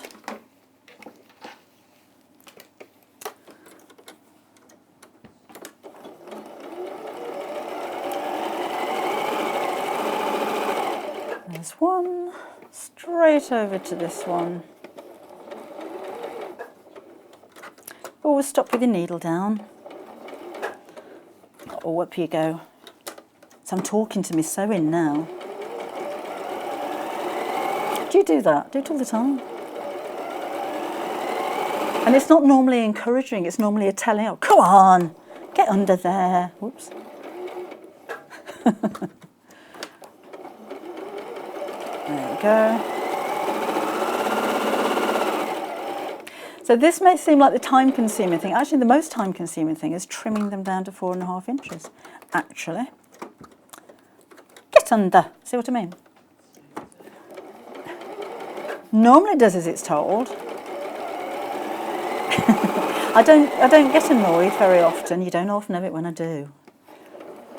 I've had producers in tears before now. Yeah, me, I know. Right, that's that. So that was really quick. So we have pins out. Let's take a little row of bunting now. They go in there. We'll snip these. Where's my scissors? There they are. Asking questions and answering them myself again. Keep doing it. So just snip these here. Neck that. And then you can use scissors to snip down the centre, but I think you'll find your rotary cutters easier, quicker anyway. So there's 2 triangles. There's 2 triangles.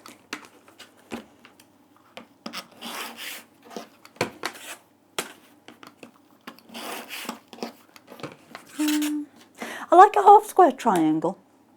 You can create so many different designs with it. It's really effective.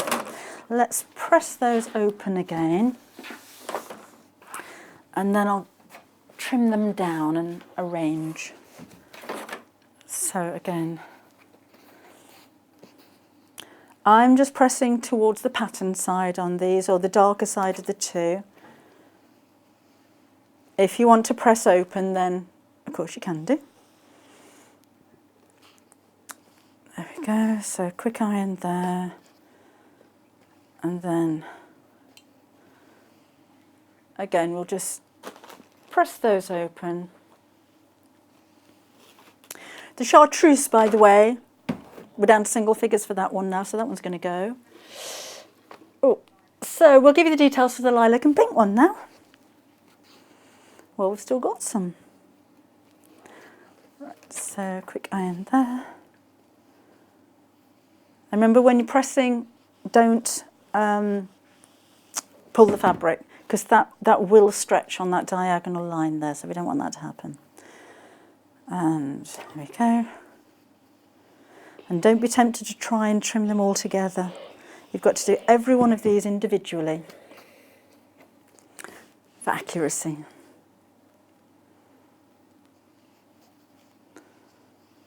Quite therapeutic. I think that just doing something repetitive like this is quite calming.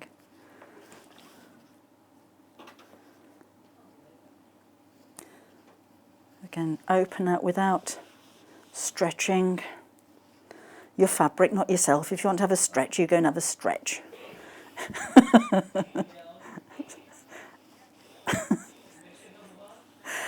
Oh, a bit of yoga and sewing, that'd work, wouldn't it? And press and stretch. I don't know if that's a move. And press. And I was saying that's a little bit more like the Charleston. Press and press, press. That's Charleston pressing, isn't it? What dance move are we going to do this week? This week we're going to do the Charleston while we're doing half square triangles. Oh, I apparently I've had a request for double jazz hands whilst pressing. I could do a single jazz hand, and then maybe that one. Oh, last week it was cow pats. This week it's jazz hands. It was the name of a cow, actually, so Pat. Let's trim these down again then. So again, you will find a little square ruler handy. Diagonal line straight down the centre on the diagonal. 4.5 inches is what we want. That's pretty square. Sometimes they're not. It doesn't always go according to plan. Always put this down on the corner and on the diagonal, and then trim to your 4.5 inches. We need to do this for every single one. So again, you can use your bigger ruler, but these little ones just are so much easier. Always cut away from you when you're using a rotary cutter, never towards you, for safety's sake. See, I could have done this at home, couldn't I? But it's nice to have a sew along on a Sunday morning sew along. So just trim off the little corners there. There's not actually too many of these to do either. It's not like you're doing them for a quilt. So if you've got a quilt on the go maybe and you just wanted something quick to do in between, or if you're a beginner, it's nice to have something I think that you can start and finish in one session. So this is only a couple of hours work really, even with all of your cutting. All right, need to trim a bit of that pink down. Always on that diagonal line. Got lots of little bits there. Save all my little bits, they make great toy stuffing. Alright, okay, and on that diagonal, that's okay there. They're looking pretty square actually. I'm quite impressed myself with these. Normally I have a bit of meanderage. They don't always come up perfectly square.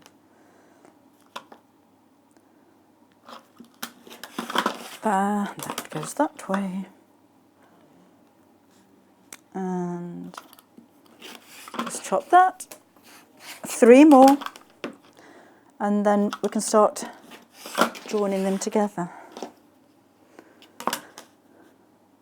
4.5 that way. Just a tiny little bit trimmed off that. 2 more to go.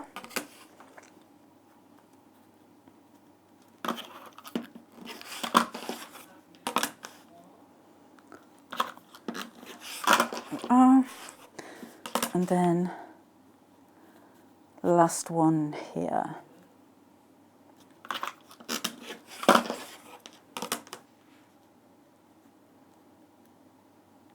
There. Oh, missed you. Right, we're down to single figures in both of the remaining bundles now. Let's have a play. So we have 4 corners, and these are already cut down to 4.5 inches, remember? And then this is the way that it works. So we will have that there, and that there, and then this one goes here, and no it doesn't, yes it does. Talking to myself, no it doesn't.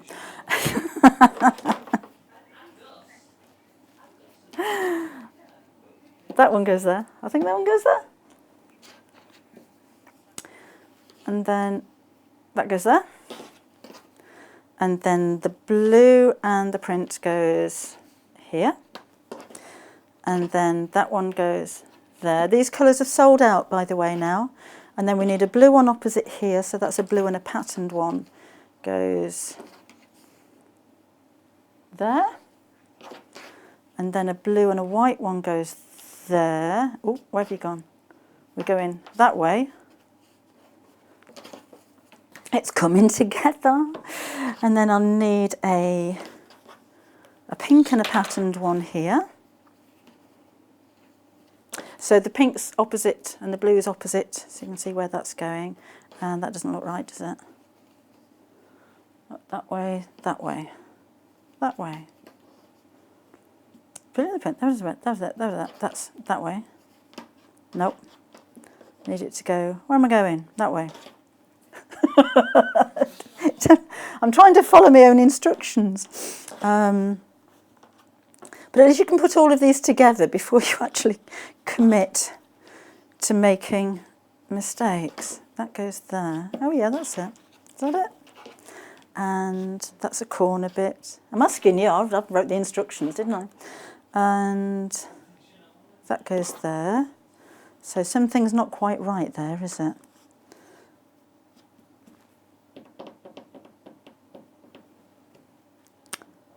That should be there, and that one goes there. In fact, that should be that one. We'll get there. And then that goes there, and that goes there, and that goes there, and that goes there. There you go. Then, I'm not going to do all of this now. Sew them together in fours, again with that quarter of an inch seam allowance. So I'll sew this row together, then this row together, then this one, then this one. I prefer when I'm pressing to press all in one direction and then in the opposite direction for the next one, and then in this direction and then in that direction. I think proper quilters would probably prefer to press seams open at this point. I don't, because then when you join the 4 rows together, you're more likely to have the points meeting because you've got something to bump up your seams against. As in, if I've got a seam pressed in that direction and a seam pressed in that direction, they butt up against each other, they nest together when you're sewing the seam, so it makes it more accurate. What I would suggest as well, because this bit in the middle is the most important bit, you can afford to be a little bit out, matching up the edges, but if this bit in the middle doesn't match, then it's going to be really noticeable. So what I do is put a pin in the middle and start actually sewing from there and sew outwards in each direction when I'm just joining that piece together, just to make sure that's really accurate. If you're not incredibly accurate with that, put a button in the middle, it looks very pretty. Maybe a covered button in one of the fabrics would look really nice. So that's that. So, and I lay everything out like this, and then when I'm sewing them together, I don't chain piece these together.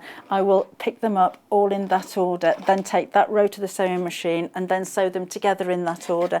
Then I'll bring it back and then I'll lay it out to make sure it's still in the same order. Because there's nothing worse than standing back and thinking, I did that wrong. But that happens, so that's that. Now with the back, and again you've got plenty enough fabric to do this. Let's do a patterned with a bit of a plain. So you do have, this is what's left over from one cushion. All right, but you are making 2 cushions with it. And in fact, I've got all of this to make the next one as well. So you've got plenty enough fabric in here. But I like to do the 2 colours on the back. I think it's quite fun. So let's chop this in half. Again, all of your measurements are on there. And let's say I haven't put the zip directly across the centre because if it was right across the middle, then when you're sewing it to the front of the bag, that's where the big seam is that goes across the front here. So you probably find it easier to get under the sewing machine if you make it a little bit narrower. Make one half a little bit narrower. Oh, I did put some wadding behind that. When you put them all together, then put it onto some wadding and then quilt it as you like. So I've just quilted around the outline of the star. But if you wanted to do a few outlines, or if you wanted to do a little bit of stippling or free motion embroidery, then that is fine. So this is going to be too wide. So let's cut it down to size. It'll make a 16-inch square cushion pad, and I recommend using a 16-inch square pad. So it makes a 16-inch cushion cover for a 16-inch pad because I like my cushions to be nice and plump and have it tight fitting. If you find, I don't use feathers, but if you find that you're using a a synthetic stuffed cushion and it's too plump, then make a little hole in it, just take some of the stuffing out. And then you can use the stuffing that you've taken out to push right into the corners, so it's nice and plump all the way up to the corners. So we'll chop that down there, and this needs to be 16 inches across, which is there.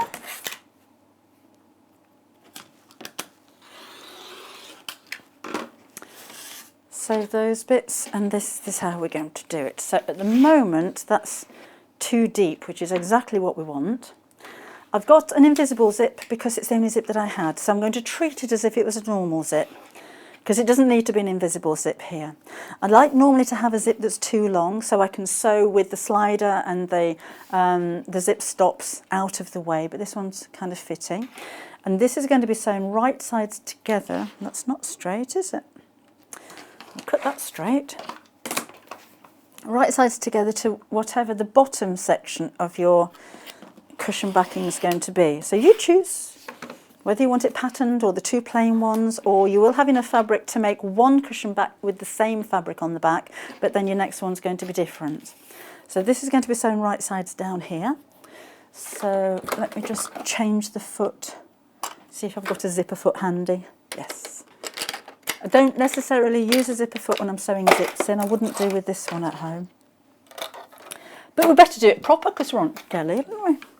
So I'll switch the machine off and on again with a digital machine that will default the needle right back to the centre, and then I'll need to take this over to the left-hand side slightly. So your zip width on a straight stitch on a computerised machine will normally take the needle to one side, because a straight stitch doesn't actually have a width, does it? So let's move that over so I'm not hitting the foot. And just sew down the edge here, so that your stitches are down the centre of the tape, normally. Remember, this is an invisible zip, but I'm ignoring that. I'm just going to treat it as a regular closed end zip. And it's facing down.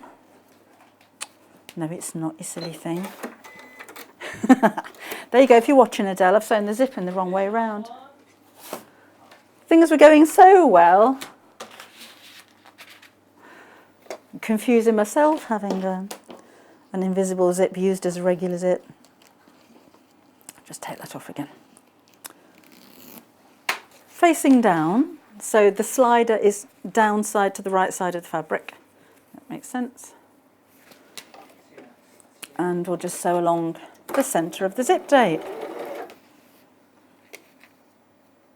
A lot of zips will have like a bit of a different weave down the centre of the tape, which makes it easier to sew in a straight line.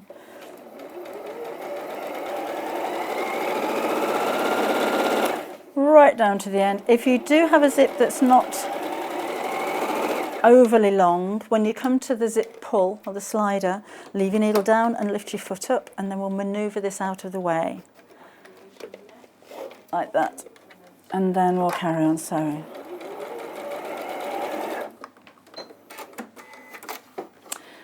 Okay, then the opposite side of the zip we need to sew to the bottom of this fabric. So that there, that goes down there, so I'm sewing along here. So I'm just lining up the edges of the two pieces of fabric there, so I know that they match, and again we'll sew about halfway down the zip tape. Coming up to the slider, stop with the needle down, lift your foot up, find that slider and just move it out of the way. Go on, out of the way, talking to it again. Off you go. Foot down, and we'll carry on sewing.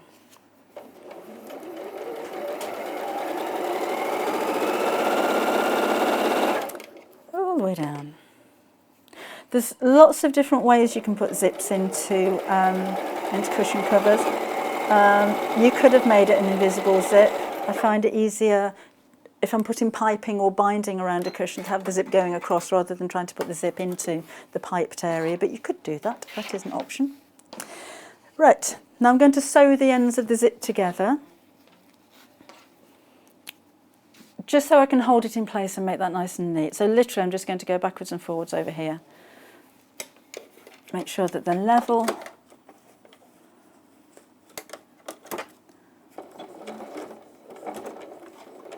And go backwards a bit and then forwards a bit. So now I can cut the ends of the zip off.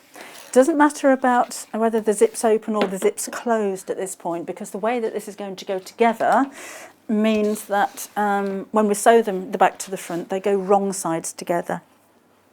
I'll explain that in a bit. So let's press that like so. And then we're simply going to take the top piece, let's close that over, chop the ends of that off.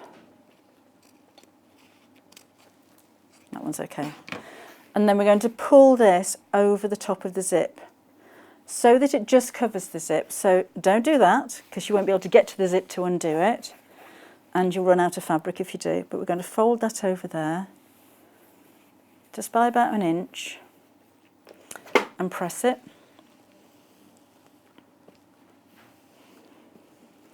And I'm going to put some pins in there, quite close to the edge, because I'm going to sew across the zip tape again from the other side. So I'll have a few there, one more I think.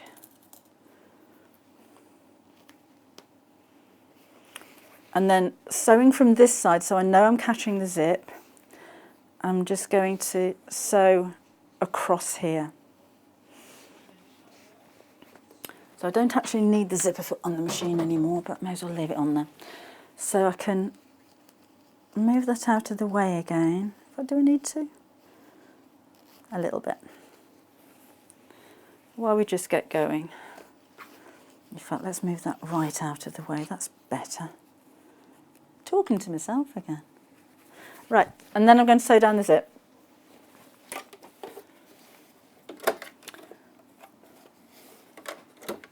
Doesn't have to be right on top of your previous stitches, as long as you catch the zip, that's the important thing.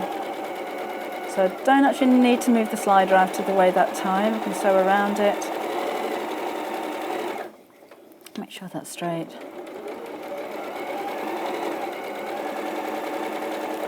Like so. So let's take the pins out. And that's how the back looks. So your zip is concealed underneath there, so it really didn't matter that that's an invisible zip. It doesn't matter if it's a completely wrong coloured zip. Obviously, if you're going to sell what you're making or you're giving it as a gift, it's nice to have a coordinating zip, but that conceals it nicely in the back. Next step to go from there, you've made up your front. You've put the front, this is all in the instructions, you've put the front onto your wadding and quilt as you want to. And then these two pieces are going to go, what have we got left? Wrong sides together. So as if it were the cushion. So that goes that way up, and then your quilted section goes on top that way up. And you're going to sew very close around the edge to hold the two pieces together, and then your binding goes on top of that seam. So this goes on last. And the way I like to do my binding is to machine sew the first bit and then curl it over and then hand sew from the back. So all of the back of that is all hand sewn, which again is quite time consuming. I really enjoy doing that type of binding. I found it quite relaxing and very satisfying when you see tiny little stitches you can barely see, but it gives a really neat finish. I'm not very good at machine sewing binding all the way around, because normally on the back I don't catch all of the fabric in a perfectly straight line. I find it quite difficult, but that I find easy, and it gives a really accurate finish to it as well. So I hope that's helped. Don't have a lot left. And in fact the lilac and pink, whoops, get down there, which is this one. There's a ½ metre of each one of the fabrics, so it's a 2 metre bundle in total. You are making a bit of a saving there as well. If you were to buy all of the fabrics individually, you'd be paying more than your £24.99 for these. So ½ metre of each. You can use these in any way that you like. We are down to single figures. Your kit will give you enough to make 2 of these cushion covers. So that's only £12.50 per cushion cover. And the only extras you need are going to be at least a 16-inch zip. I'd go for an 18-inch personally, and some wadding if you're going to quilt it like this.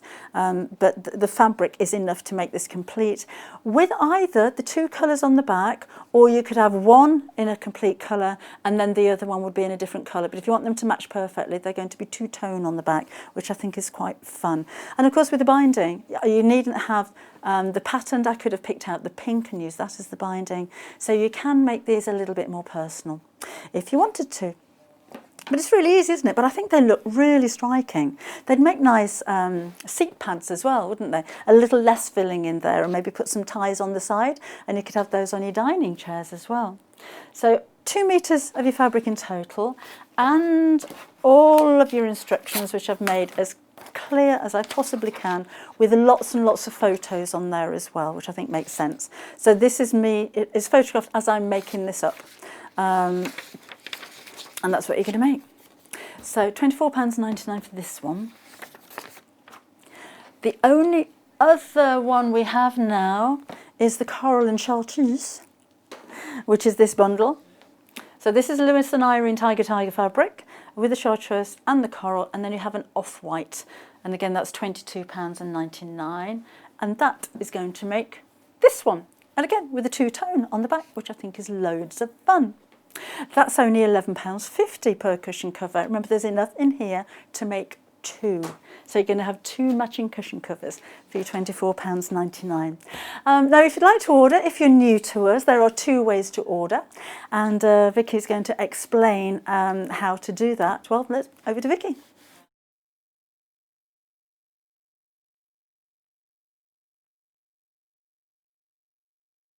Shopping with us couldn't be easier. If you want to shop online, then you can head to our website, www.sewingstreet.com. It will redirect you to our sister channel Jewellery Makers landing page. Don't worry, you haven't gone to the wrong place. We're simply using their website temporarily while we're building our own web shop.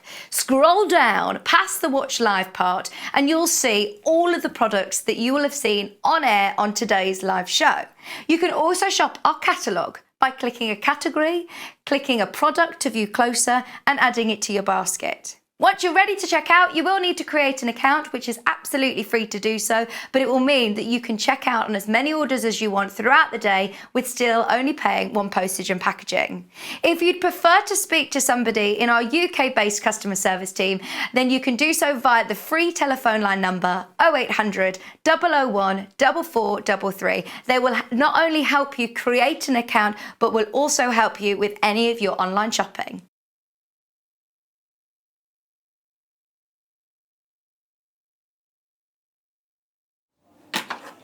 So 2 ways to order, and that is, as Vic said, that is a UK phone number as well. So I'm just putting regular feet back. In fact, she wants a walking foot, doesn't she? Shan't do that at all. Shan't do it at all. Right. Adele's back again in the next hour, and she's going to be bringing you a book, which is your Work to Weekend wardrobe. First time that you've seen this, if you're watching the show earlier on and you saw that gorgeous blouse that Adele was wearing, then this is the book that the pattern actually came from. Again, very, very simple designs of garments in here as well. But the thing is with patterns in books, you get pattern on top of pattern on top of pattern. Some books actually have patterns printed on the pages, and I always think it's a bit of a shame, really, to cut out your book. And some patterns you will find are printed on both sides of your pattern piece as well, which means that, like that, look, and they overlap as well, look. So what we're going to do with that then? You need to trace these off. if you're going to be doing any kind of serious dressmaking, if you're making a one-off dress, then carry on holding these up against your window or against your TV screen or something and trace through it. You're not going to be that accurate when you do that, to be honest. But I would say if you're going to make more than one dress, get yourself a light box. It makes life so much easier. The bigger that you can, the bigger the better, by the way. So we've got two different sizes for you. There's the A4 and the A3. This is the A3. So let me just plug this in and show you. And it's got different light settings on here as well. So let me just plug that in. And it gives you a really even light. Excuse me, just going to unplug the iron and plug in the light box. We've only got 2 sockets down here. In our new studio, we're going to have 10.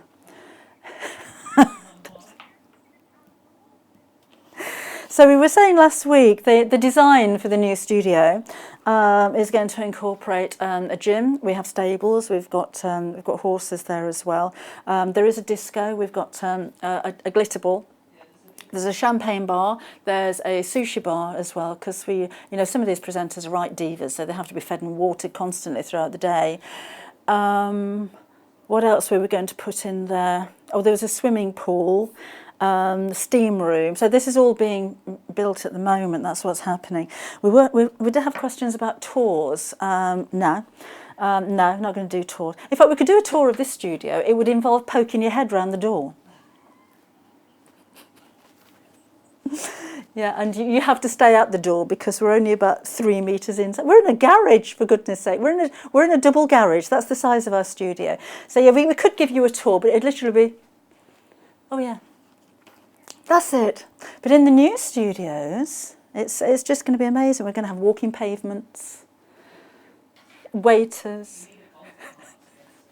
I've no idea what this new studio is going to be like. I can't wait. It's probably be like this. It's another double garage. Yeah, we've got to take down all of the bricks at the back here because those are the actual bricks that we're going to build the new studio out of. And in fact, it'll be a little bit like this. Same size as the florist, but it'll say Sewing Street Studio on the front there. Yeah, that's what we're doing. Our competitors are so envious of this channel, I tell you. We were tracing off patterns, weren't we? That's what we're doing. So with your light box, you've got centimetre markings around here as well, and again you've got your different light settings. So go for the brighter one. I would go for the brighter one, personally. So I'm copying onto copy paper. Normally with a pattern, if I'm tracing it off, I will trace onto thick tracing paper. Oh, there we go. So at the moment you can see all of the patterns from both sides on there, but because these are different colours, the same as you find with Laura's patterns from So Different, you can identify the colour that you need. But even with copy paper, I can see very clearly where the outlines are for these. So it is invaluable if you're tracing off a pattern that you want to use again, because that means that you can just trace off a different size instead of cutting out the pattern. So even if you've got a tissue paper pattern, if you intend making more than one, or you want your pattern to last longer, because tissue paper is great, particularly if you're going to fit the pattern to yourself. But it's a nightmare trying to fold them up and put them back again. So if that's your issue, if you want your pattern to last longer, then I'd definitely trace off your pattern if you're going to do that. I think my big ruler's gone. Straight lines, ruler, definitely. If you have some masking tape, low tack masking tape, I would recommend, then you can actually tape this to the light box as well.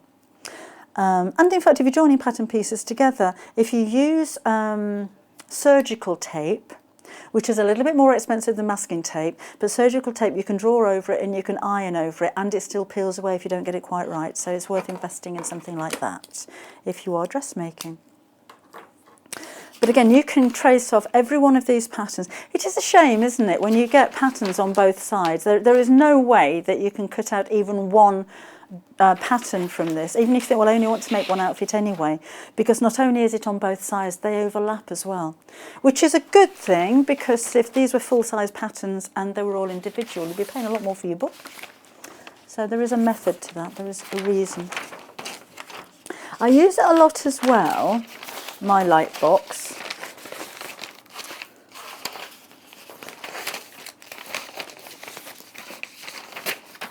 Easier than tissue paper though, isn't it?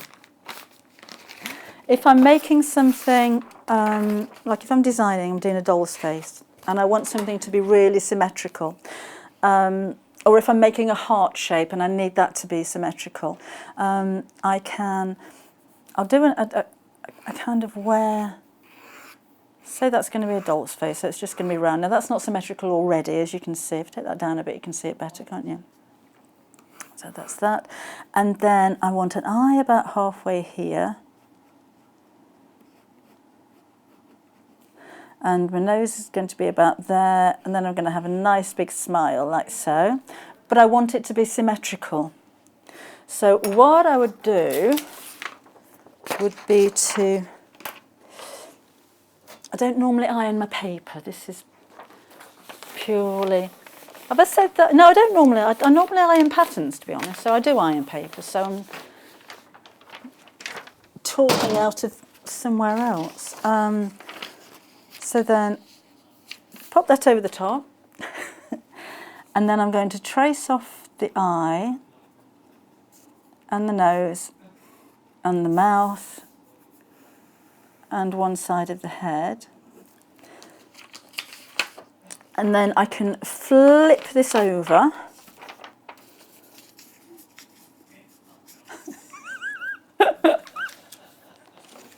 And then line this up again and retrace off the first side. And then I know my circle isn't perfect, but my eyes are going to be symmetrical, and my nose is in the middle and my mouth is in the right place as well. Oh, let's give it some hair. How's that? Is that better? Rosy cheeks? Eyebrows? But I do the same if I'm making a heart. So if I'd go for half the heart and I want the other half to be exactly the same. I find that really difficult to do them both the same. So if I just trace off that side, flip it over, go back to my first heart, line those two pieces up, and then trace over the top, and then I've got a perfectly symmetrical heart there as well. So that's how I use my light box. So it's not just about tracing off patterns. It's if you're making applique shapes, if you're designing your own applique shapes, or you want to cut out something that's perfectly symmetrical, that's a really easy way of doing it. I couldn't do that without a light box. So that's the A3 one. It's not glass either, it's Perspex, so it will scratch, but it's not going to shatter, which is really important. And again, you've got these measurements across the bottom and down the side as well if you need something for accuracy. Or if you're lining things up to be square, then you can use those markings as well. So that's £64.99. However, if that's a bit out of your budget or you don't have the space for it, we have the A4 size as well. They've got grippy bits on the bottom, so they're not going to slip around. This is exactly the same features. It's a touch button. I shall show you. And you've got the different light settings on here as well. It's just half the size and half the price. So that's that one. And again, you can piece pieces together, so this doesn't really restrict you to only designing or tracing off smaller patterns. It just means you're going to move them around a little bit more than you would on the big one. If you're doing a lot of dressmaking, try and invest in the big one if you can, but if your budget is £32.99, then this will work just as well. As I say, you just need to move them around a little bit more as well. I haven't even talked about the post. I didn't do my housework this morning, did I? Your postage all day. That's the tick box when we get here in the morning. Early bird, how do we order? Hello, welcome to Sewing Street. Postage, always explain the postage. We have one postage of £3.95 all day. So if you've already ordered maybe your early bird, so your special offer that we brought you at 8 o'clock this morning, and then you say, oh, I'm going to go for a light box, we're not going to charge you an extra $3.95 on top of the one that you've already paid. It will be one for the whole day. If you get to 11 o'clock tonight and you think, oh, I need some pins, I'm not going to buy a packet of pins for $1.99 when it's $3.95 postage. If you've already ordered from us today, all of your postage for the whole of the rest of the day is absolutely free. Which is great. It's like saving $3.95 on all of your orders. Right, so those are your light boxes. It's 10 past 10, what we like. Right, and this is the book that the pattern went from. Now we're going to be back again just after the break. Adelle's with me as well, and she's going to be demonstrating one of the blouses, or some of the key things that you need to know about blouse making from the book here. So we'll take a quick break. I'll clean up all my little bits and bobs. And then we'll be back again. Check out your baskets if you're ordering the cushion covers, by the way, because those are about to go. We'll see you again in about 2 minutes.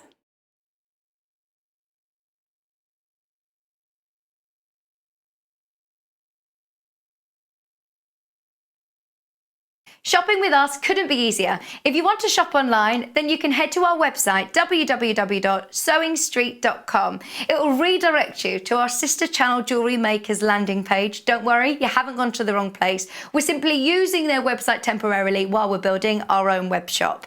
Scroll down past the Watch Live part and you'll see all of the products that you will have seen on air on today's live show.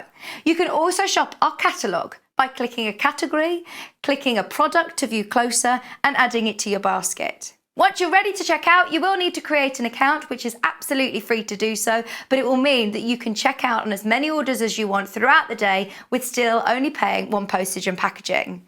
If you'd prefer to speak to somebody in our UK-based customer service team, then you can do so via the free telephone line number 0800 001 4433. They will not only help you create an account, but will also help you with any of your online shopping.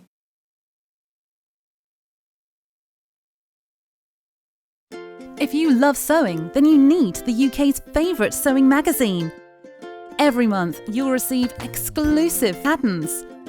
Follow simple step-by-step guides suitable for all skill levels to make your own stunning clothes, accessories and more, together with inspiring tips and tricks from industry experts. Join in and discover your love for sewing. Try Love Sewing today and get your first 3 issues for just £6.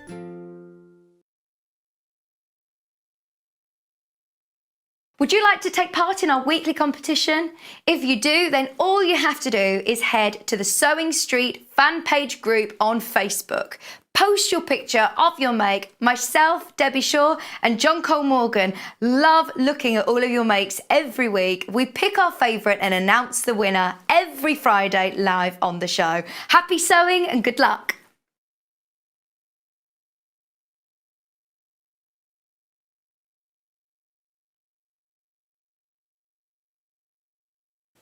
Hello there, I'm Debbie Shaw, and I would love you to join me on the first Monday of every single month for Sewing Street Surgery.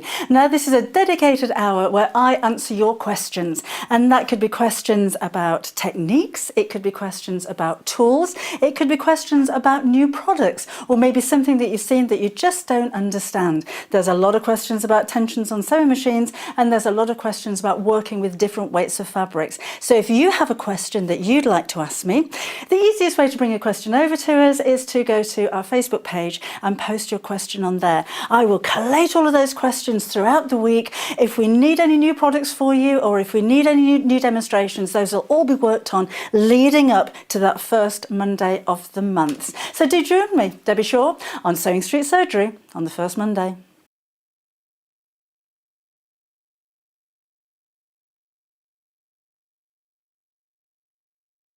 Hello, my name's Jenny McCreary and I am a guest designer on Sewing Street. A little bit of an introduction into me and who I am. I've got some questions here I'm going to answer. What do I specialise in? Dressmaking, 100%. It's my favourite thing. Made this wee guy behind me here. I absolutely love it. Bikinis, underwear, dresses, hair accessories. Does that count as dressmaking? Maybe not. I love homewares as well, to be fair. I'm not an expert in homewares, I would say I'm an expert in dressmaking.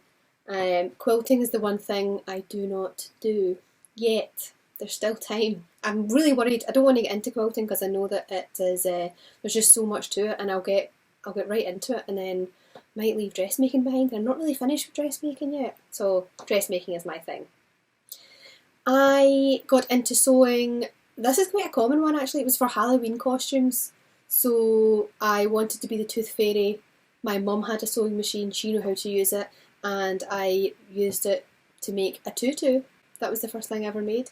And then I realised I loved clothes, I loved fashion, and I then went on to study at university after school. So I studied fashion business, and now I do it for a job. What a dream. Something unexpected about me that is sewing related. Probably back in 2011, I think it was, when the royal wedding was about to happen in April. It was Kate and Will's wedding.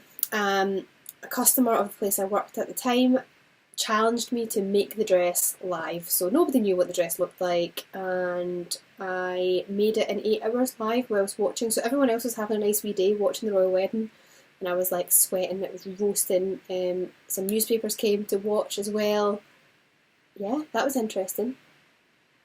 I made it in 8 hours. Sewing tip that I would share with you guys, one thing that I share with my customers a lot is not to get too hung up on trying to learn everything. You will never know everything about sewing. It's impossible. There's so much new stuff happening all the time, and new techniques and new tools and all that sort of thing. Just give it a go. What's the worst that could happen? See, as long as you're using a fabric that's not like wild expensive, and it's not going to be too much of a loss if it doesn't quite go to plan, then just give it a go. You'll learn so much just by giving things a go. My claim to fame, that is a hard one. Oh wait, obviously my claim to fame is being a guest designer on Sewing Street, right? That's it. I do actually tell people that all the time when they say, tell me something unusual about you. That's it. Another claim to fame, a sewing related one, I own the UK's only sewing tuition franchise. I suppose that's nice. No one else has that. I've done other TV before as well. I've done some game shows. You can look it up if you want. I have done some game shows before. I love TV, it's great fun. I am looking forward to sewing with you guys soon on Sewing Street.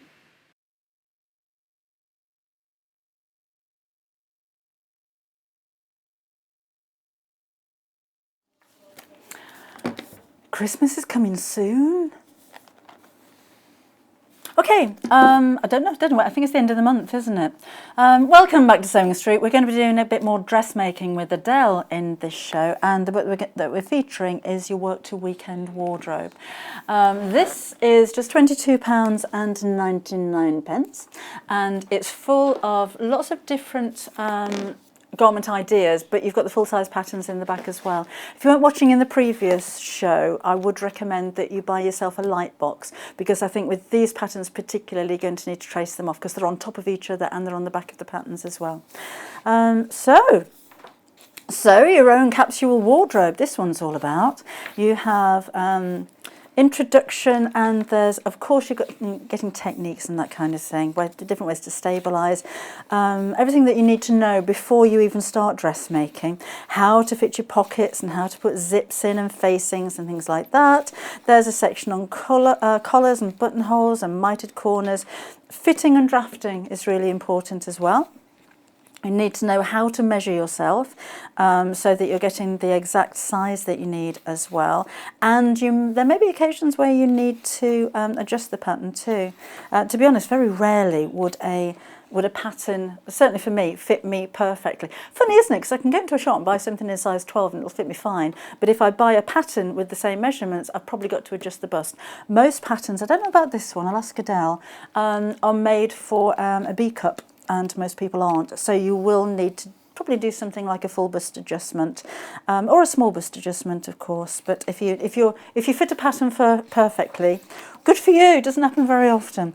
So it's useful to know how to use those different tips and techniques to make the perfect fit. After all, the advantage in making your own is because you can make to fit no matter what your size and shape is. We're not all standard sizes, are we? The sizes in this book are listed here. So I think it's quite nice actually that the sizes are 1, 2, 3, 4, 5. So it's not I'm a size 10, I'm a size 12, because as far as patterns are concerned, that can be irrelevant. So ignore your normal dress size. We're going to go by bust, waist and hip. So this book will go from a 33 inch on the number 1 on the bust through to size 5, which is 39¼ inches. If you're not sure which measurement to go by, always go by your bust, because it's easier to adjust the waist and the hips on a garment than it is to adjust the bust. So if your bust fits you, but you need to take the waist in or let the waist out, and the same with the hips, that's an awful lot easier than doing a bust adjustment. So let's have a look at some of the projects that are in here. So this is Monday's outfit. Something for everyone in here. So you've got a jumpsuit. So that's what you're going to wear on Monday. What should we wear on Tuesday? Oh, that's Monday as well. So we're getting changed halfway through the day. Oh, and then we've got a dress. Have we only got, is this all for Monday? Or am I just skipping pages? Am I on Tuesday? I must have missed the title to that one. Oh yeah, it says there, doesn't it? I can't read type that small. So that's Tuesday's outfit for you. You're going to wear a dress on Tuesday. Wednesday, we're going a bit posh. So we've got the trench suit for Wednesday. So, but I might just do the skirt. Yeah, I might not do the trench. I might just do the skirt for Wednesday. What should we wear on Thursday? Oh, I will wear a top on Wednesday. That is not the reason I only work Sundays and Mondays. This is the shirt that Adele was wearing in her previous show at 8 o'clock this morning. So we're going to be looking at that with her in just a second. So that's Thursday's outfit. She's wearing the same trousers as Monday. So we've got a shift dress for Thursday. We're changing for the evening on Thursday. Thursday must be cocktail hour. And then Friday we're going to have a desk to dusk little dress. But that's Friday as well, so I might wear my button top instead. What are we going to wear on Saturday? Oh, we're a bit more relaxed on Saturday, so we've got a t-shirt to wear Saturday. And then Sunday's got to be a best outfit, hasn't it? So Sunday, oh, I've got a little bag as well for Saturday. Oh, and so, well, there we go. Sunday's got a backpack. And I think I can choose any outfit I like from the week to wear with my backpack. And then you've got an explanation of your patterns and your glossary there, of course, as well. So that is £22.99. But with the blouse that Adele made, we've put together some different fabrics for you as well, if that's what you're going to make. These fabrics are gorgeous. We'll have a chat about viscose when Adele comes in just a second. Because I know that a lot of people are put off. It's just so soft. Put off by it because it's a very fluid fabric and it tends to spill, if that makes sense. But it's worth it. It's worth persevering with it. It's worth trying with it because it's such a wonderful fabric to wear, particularly in the summertime. So you have enough fabric in these bundles to make the largest size. There's 2 meters in total, and we're going to include some buttons for you as well. So hang on a minute, no, they're dressmaking scissors, which are very useful having the serrated blades when you're using viscose fabric because it helps to stop them slipping as you're cutting them. That's a bit, I thought that was a bit of a bargain for £9.99. We're good, but we're not that good. This is £33.99. Viscose, if you weren't aware, is a natural fibre. It's made from wood pulp, so it has the same qualities as cotton, as in being breathable and wickable, but it's cooler to touch and it is so much more fluid. So you're not going to use viscose for quilting, but it makes the most wonderful garments because of those properties. And labels don't stick to it, so that could be a bonus as well. Isn't this a pretty colour?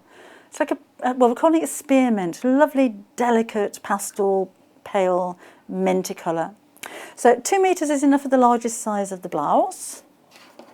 Buttons included. This is the pyramid fabric. Now this again is viscose, it's a little bit more solid. So it's still viscose, but it's brushed. And a brush fabric is literally what it says. It's been brushed to make the fibres a little bit more fluffy, so you have a softness. But because it's viscose, you still have this wonderful drape with it as well. That is so soft. Feel that? Not soft. We'll have touchy telly one of these days. We'll have smelly telly and touchy. In fact, one of these days, and I'm sure they're working on it, will be holograms in your living room. So we'll actually be there. So you'll be able to see what you're up to and everything.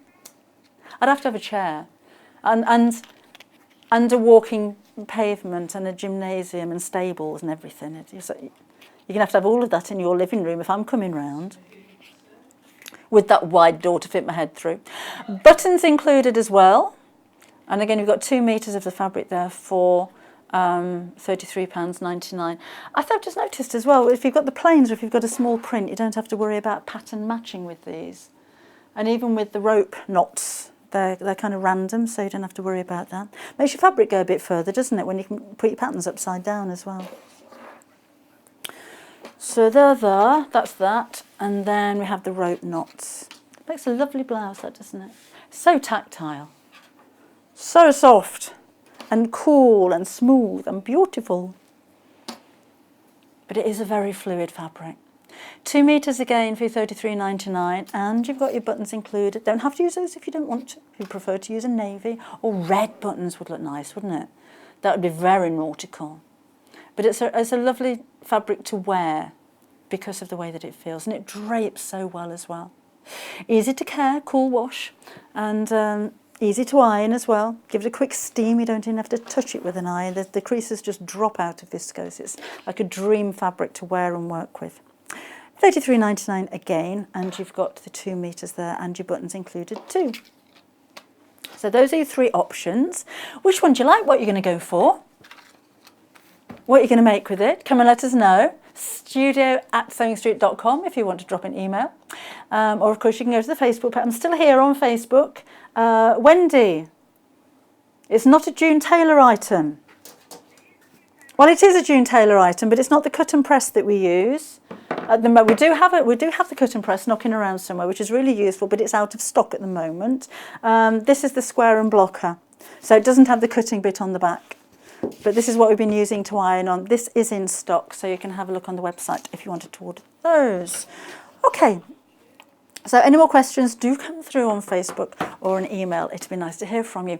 Okay, Adele's waiting in the wings. We're going to do a little bit of dressmaking after Vicky's showed you how to order.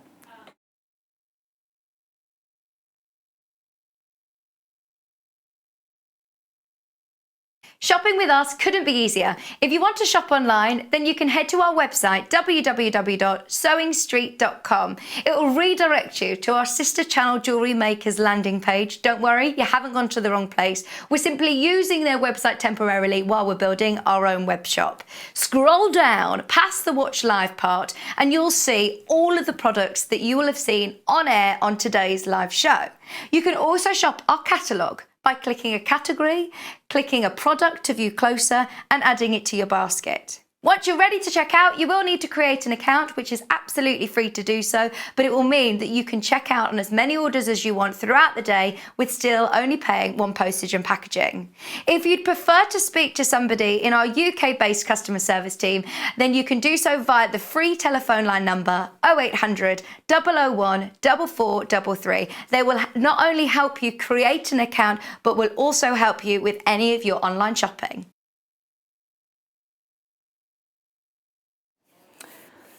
Welcome back again, and welcome back to you too. Hello. What have you been doing for the last hour? Oh, I went and got changed. So Adele's own fashion show today. Just before we get going with the blouse, I've had a question from Jackie. Yes. And she wants to make little girls' dresses and wondered what you'd recommend as the best fabric to use. For little girls, What I used to actually use is quilting cotton, right. Just because it gives a really nice stability. I used to make a lot of Pinafore dresses. Oh yeah. A little bit like this really, but with buttons here so it's easy to get on and off. And quilting cotton, the range of colours and patterns and designs. My daughter's had one that had roller coasters on and a fun fair. Really? Yeah, and then also a Goldilocks Oh. So that's what I did use when they were younger. Now that they're a bit older, so with my eldest, I've been making her some jumpsuits. I've actually been using viscose All right. for that. And That's your 11-year-old? 10-year-old, yeah. And she's been getting on fine with that. So, yeah. But yeah, natural fibres. Yes. I'd say, yeah. Anything that's easy to wash, because you can have, well, my girls, as soon as it's on once, it goes in the wash. So, yeah, anything that's easy to wash, just go ahead and use it. And viscose, have you got any tips for us for working with viscose? So with viscose, obviously it's a little bit more challenging, but it's not out of anybody's reach. Even beginners can use it. So the one thing I would recommend before you even start is ironing all the creases out before you even cut. Yeah. Because you don't want a crease then to affect the size of the pattern piece that you're cutting. Then when I do cut viscose, I use pattern weights as well as pins. All right. So that I'm pushing the fabric down and then I cut. Now some people use rotary cutters with viscose fabric so they don't have to pick it up. I just don't have a rotary cutter, so I'm a scissors girl. You don't have a rotary cutter? No, no. I'm too proud to slice my finger up or something. But yes, a rotary cutter probably is the best option. Now also as well, I wouldn't have half my fabric sort of draping off the table as I'm cutting, because I don't want it to drag as I'm cutting. So make sure all of the fabric is on the table before you cut your pattern piece out. But I'd say just take your time with it. Maybe just take a little bit more time, making sure the settings on the machine are correct. Like I said before, I have my walking foot on. Hopefully this one is on properly this time. Put it on nice and tight. So I always just have that on when I do viscose, just to make sure that both the front or the top and the bottom are going through the machine at the same time.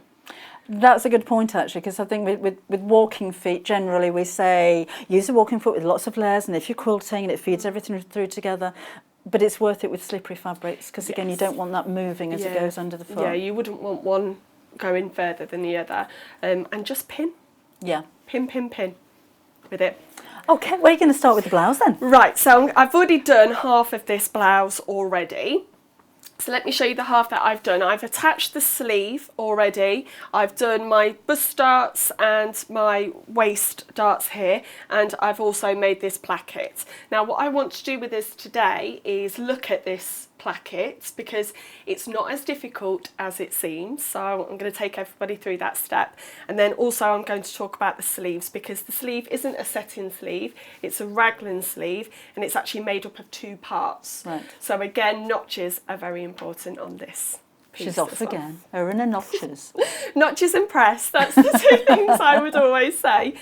Right, so there's what I've done so far. If I just hold it up there, look, you can see half just be careful of of your mic. Oh, sorry, half of it's already been done. Right. So this is the other half that's going to go on here. How did you find it for fitting? Did you need to move the darts or anything? Or No, now normally actually on dress patterns I do have to adjust the darts. I normally have to pull them down, but with this one it was perfect. What I did is I got my pattern piece, my tracing paper, just held it up, and the apex went exactly where it needed to go. So it was really a nice surprise with this one. Yeah, good. So no worry there. And then obviously you've got a dart here as well to press. Now with the button placket, it's not a separate piece, it's attached onto the main front piece, and it does recommend that you add a piece of interfacing along here. I've just used some light iron-on interfacing for here.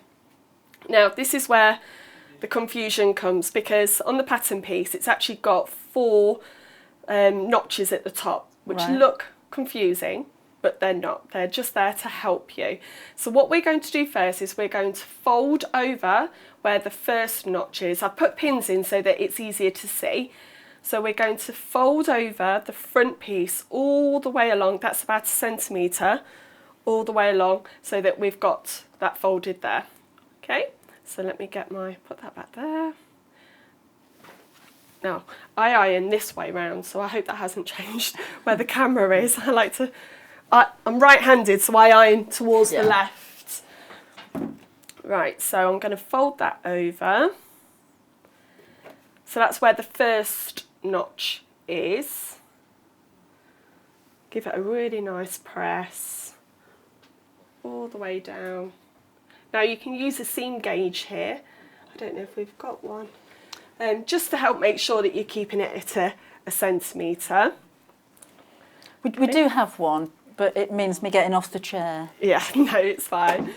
Okay, now we've got 3 more points, so that one's come out there. Okay, now what we're going to do is this part here, this edge, we're going to meet that final notch there. And what actually happens is we've got a fold on the 3rd notch. Right. Okay, so let me go through that again. We've got the 1st notch where we folded towards the 2nd notch. The 3rd notch will be where the 2nd fold is, and we meet at the 4th notch. Right. Does that make sense? That makes sense. Okay. And that's important, again, to line up your notches, because that's going to affect the colour stand, isn't it? Yes, because if this part is out, then your collar won't fit properly, and then you're going to have to do some real tweaking there. So fold over to the second one, fold over to the 4th, and then give it again another lovely press all the way down, and that is your button placket. So what we've now got to do is we've just got to stitch that down. Now in the book it gives 2 options that you can do. You can either slip stitch it, so you can hand stitch it all the way down, or you can machine stitch it down. So it's down to preference here. Yeah, I'd go for the machine stitch. Excuse me, I know with the slip stitch, probably so that you don't see it. Yes. But I like to see that stitch down the front. And that's what I've done on here. I've actually done a machine stitch all the way down, and it's holding that button placket in there. Right. And then because you've got the interface in here, it's going to give it the stability to add the buttonholes and the buttons later on. Yeah. And don't be frightened of buttons. I'm normally frightened of, if anyone knows me, they always laugh because buttons go completely wrong. But it's fine. Don't worry, don't worry. Right, let's put that down there and let's have a go. So what I'm going to do here is I'm just going to stitch along this line here. Right. Okay, so that will give a nice seam. Oh, it could have given you some black thread, couldn't it? Oh, it'll be okay, won't it? At least it'll help see it in the screen. Well, we put white in there deliberately so that you can see where the stitches are. That's what we're saying anyway. How did you find the instructions in the book? Was it easy enough to follow? Yes, now I really like instructions that have illustrations rather than pictures with them, and this one had that. Right. Because I find it sometimes when you have pictures, especially if it's a pattern fabric, it looks really complicated. Yeah. And I can't quite figure out which seam fits which seam. So the illustrations in the book are really good. Oh, I've gone off a little bit at the end there. We'll sort that. I think with buttonholes as well, if you're going to do a lot of dressmaking, I would invest in a machine that would use a one-step buttonhole foot. Yes, yes. And do you know what I did the other day when I was making this shirt? It was the final step, and it always makes me nervous because I think, oh, it's the final thing I've got to do, and what if it goes wrong? And for some reason, I totally forgot about the speed level on machines as well. Yeah. So I took the speed down halfway, and that just helped the fabric go through without it getting all chewed up. So that's another tip. Slow your machine down when you do the buttonholes. Okay. And I normally take the foot out as well, and I just press the start stop button if you've got it. It's much better that way. Right, so there's our button placket done. Now we're going to add the sleeves. Right. Okay. Now, if you have done dressmaking before, you'll know that front sleeves have a 1 notch and back sleeves have 2 notches, and that's really important here. Okay, so let me find my front sleeve. So I said before, didn't I, this morning, that I don't trace, but I've traced this one. You have to with this one though, don't you? Yes. And like I said before, I took one evening just tracing and cutting, and then the next day I went and did the sewing. I didn't really want too much going on all at once. So these are raglan sleeves, which means they go across, no, that way, sorry, across. Okay, so we're going to do right side to right side. So here I've got the front bodice, and I'm going to match up right side to right side, and the first thing I'm going to do is find my notch, which is not been cut onto there. There it is, sorry. Oh, always put your notches on, Adele. I know. Do as I say, not as I do. Oh. Another thing I like to do when I'm dressmaking is to leave all of the pattern pieces pinned to the fabric. And then with my dress form, I'll even pin the pieces to the dress form so that I can identify where they're going to go. Yes, I always do that, because the worst thing is when you've cut out your pattern, take your pattern pieces off, and then you're left with strange bits of fabric that look in different patterns, shapes. You're thinking, well, what is that? So yeah, I always do that. And also, I'm terrible, I just throw it on the floor when I'm sewing. And then at the end, I get so excited that I've made something that I just leave it on the floor and just go out and wander around the house going, look at what I've made. And this is 3 o'clock in the morning. My poor husband, bless him. But yeah, I often just go strolling around the house saying, look at what I've made. And they're all like, yes, yeah, another one. Yeah. So I'll be a little bit tidier and put that on the shelf this time.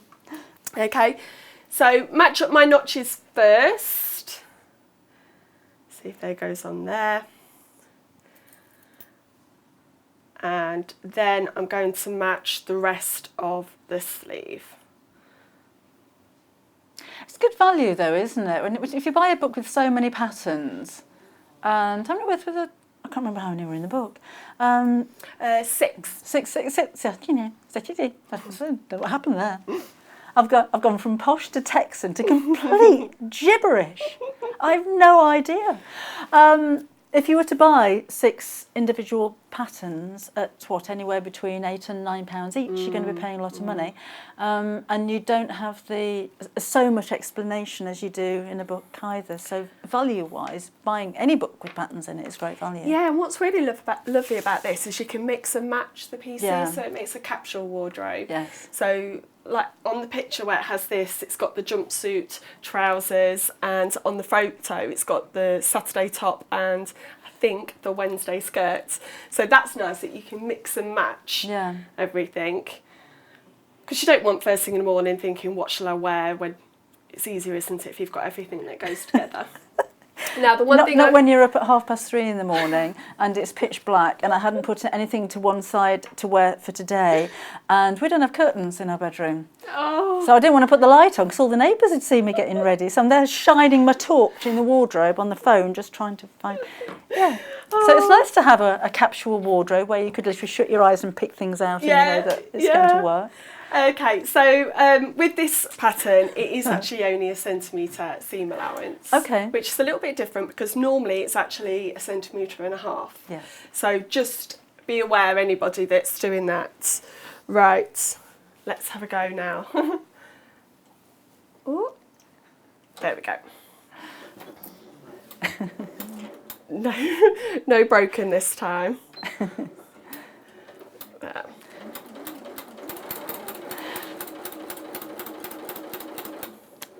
So centimetre seam allowance, always read your instructions. Yes, it always pays just to read the instructions.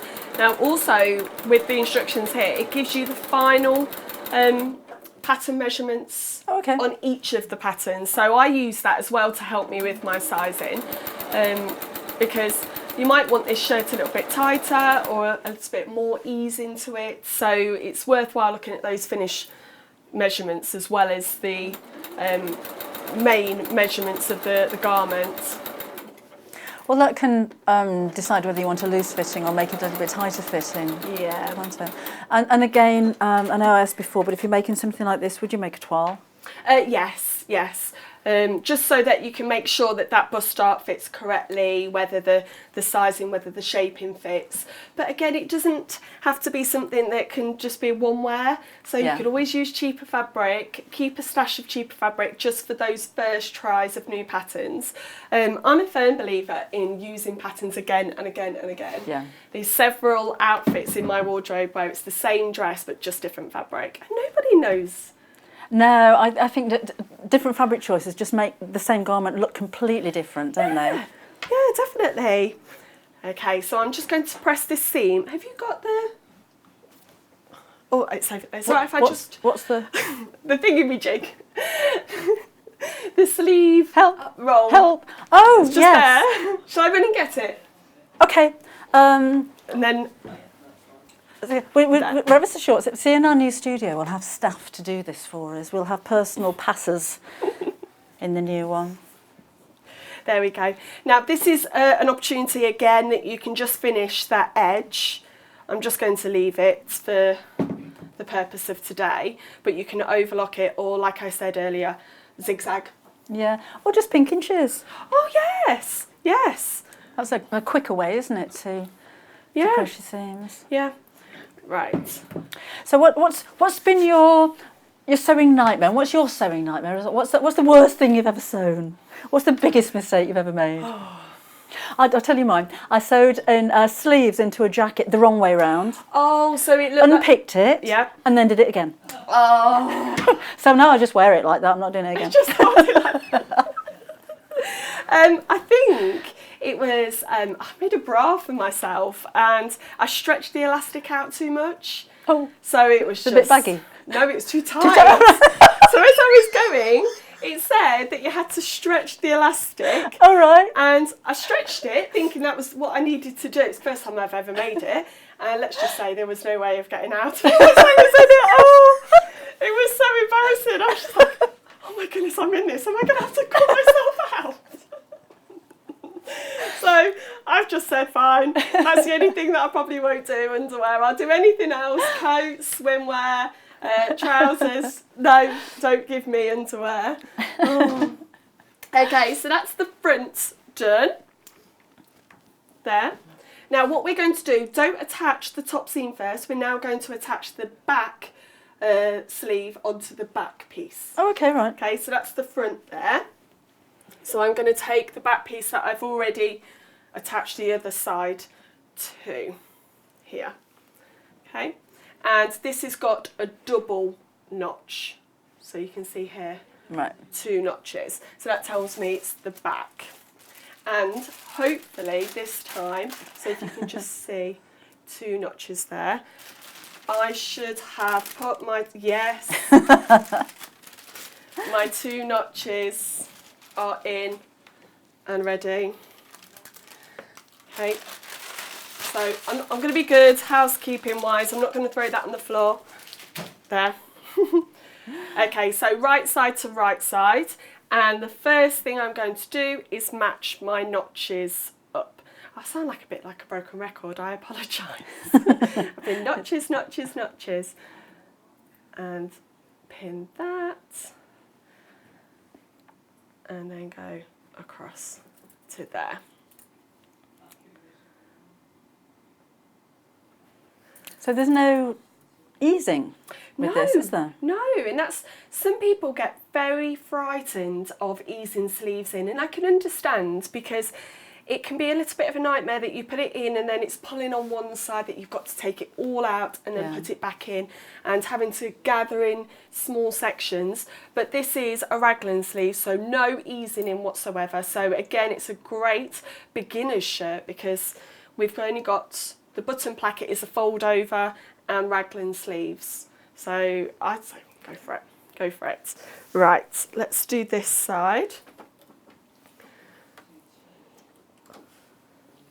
The pattern's actually got piping on it, hasn't it? Yes, which is a lovely feature that you put into the front raglan sleeve. I know on the actual photo, if we look at it in a moment, it's got, is it gold piping? I'll have a look, I'll open up the book. But that adds an extra dimension to it as well, which makes it something you could probably wear at night time. Yeah, gives it a tailored kind of look, doesn't it? Yeah, and as well as wearing it in the day, it'd be brilliant to wear with some jeans at night time with some nice heels. Get dressed up. Can't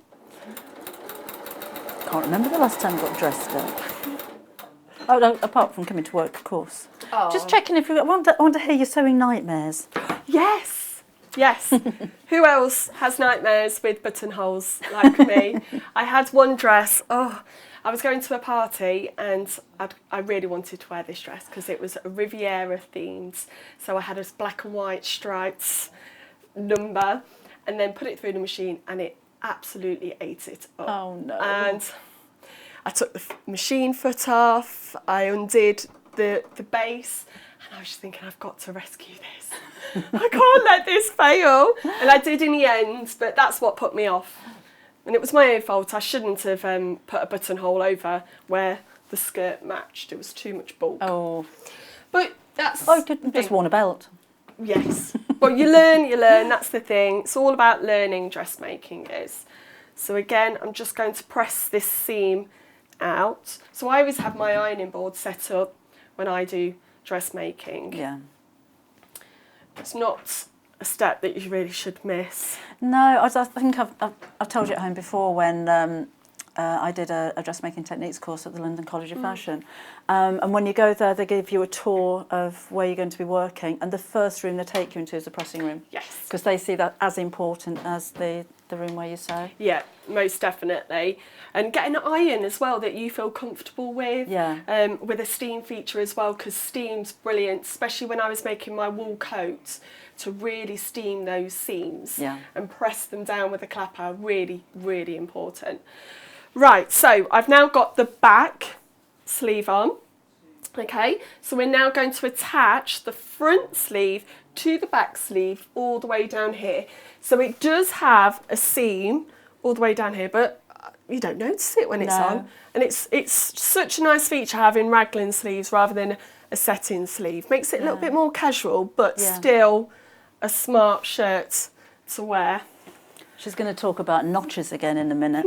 There is actually no notches on this. There's no notches? No. I did think Put some notches in there. If it's my takeaways, it is notches and press, notches and press. I know when I go back to school, everyone will be like, notches and press, notches and press.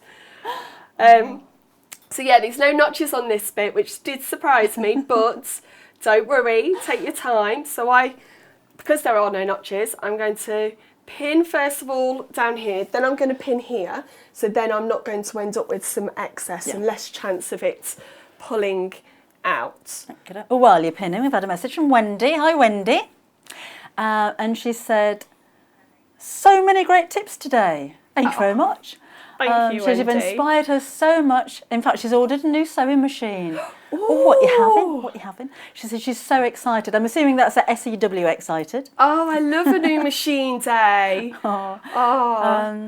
She says, oh, great presenters together. Oh, thank you very much. Thank you. After my little disaster earlier, it's all is good, all is good. No worries. Well, I hope everyone's having a lovely Sunday morning. It's nice to have a bit of Sunday morning sewing, isn't it? Normally Sundays are my day that actually I get a little bit of sewing done. Do you? Yeah, my husband could take the girls out for a walk, and then, or sometimes I used to take them swimming into the park and things, and then I get a little bit of sewing done. I do a lot over the weekends. I normally do a Facebook Live on a Saturday morning, then I'm here on a Sunday. I do have it on authority from Boris. He's actually made it a law that on Saturday and Sunday mornings you have to have a 2 metre distance between yourself and your vacuum cleaner. So, I just do as I'm told, you know. Can I have that too, please? You can have that. The same applies what for... about the washing up? No, you can't get anywhere near your sink. You have to have 2 metre distance from your sink. Oh, I like that idea. Yeah, and that's from Boris. My uncle Boris, that is, not the Prime Minister. It's always good to get a little bit of self-time for yourself. Find a hobby, and dressmaking's mine. Right. It's a good hobby to have though, because it's a hobby where you're actually creating something, and ultimately you could save yourself a little bit of money as well. Yeah, and it's I've met so many lovely people as well through sewing. Yeah. Because you think of sewing as being quite a solitary hobby that you're sat by yourself, which initially it is, but once you start sharing and start talking to people that are into sewing, it's like another little world, and it's lovely. I've met some amazing people, and we just chat about patterns and fabric, and then you can actually talk to them and say, well, I really struggled on this part, what did you do? Yeah. So I've met, sewing's changed my life, I have to say. Has it? Yeah. It gives me focus when times have got difficult. It's made, like you say, it's allowed me to be creative. It's given me something to be proud of. Yeah. And inspire other people. I just want more and more people to start sewing. And I'm really passionate about younger people sewing as well. So what age group are you teaching in your So I teach 11 to 16. Right. And I have to say a handful of them have ever sewn. So to get more of the younger people sewing is what really drives me as well. So I think sewing is a necessity. Yes, it is creative if you want to make something, but purely and simply for repairs. Every child should learn how to sew and be brought up with that. Yeah, I remember my grandma teaching me how to put buttons in. They might be watching actually, Grandma and Granddad. Oh. They watched the last show. Did they? Yeah, my granddad texted me and said, what about my shout out? So there you go. Hi, Grandma and Granddad. There you go. But yeah, I have a lot of memories of sewing being part of my growing up. But I admit, when I got to teenage years, I didn't sew at all. And fast fashion. That was the thing. I think people of my age group were kind of brought up sewing anyway. Most people I know of my age group were. But then C&A came along. That was it then. Yeah, your department E-Town, stores. Chelsea Girl, Richard Shops. Yeah. And catalogues. I think Freeman's and Kay's. I think it's got worse Grattan's. though with all of the high streets. Yeah. And I've had some really important discussions, especially with the older girls, and saying, look, it's fine to hold on to a garment and wear it again and again and again. Do you know, I was talking to my daughter about this the other day. Initially, going back to Victorian times, you wouldn't have lots and lots of clothes. You'd repurpose them, you'd remake them. Yeah. When I was younger, we had you'd have a best outfit, and that best outfit you wore to every best occasion, whether it's Sunday school or a wedding. Yeah. That was your best one. So you had your play one, your school one, and your best one. Not something new every day of the week. No, and that's the thing. It really disappoints me to see things worn once or twice and then just thrown out. I've done it before that we've actually had a swap shop for handmade clothes. Oh, really? As well. Yeah, so that makers that had made something, didn't particularly feel that it was them, we brought them along, everyone swapped, so that we knew they were being reused again. Nice idea.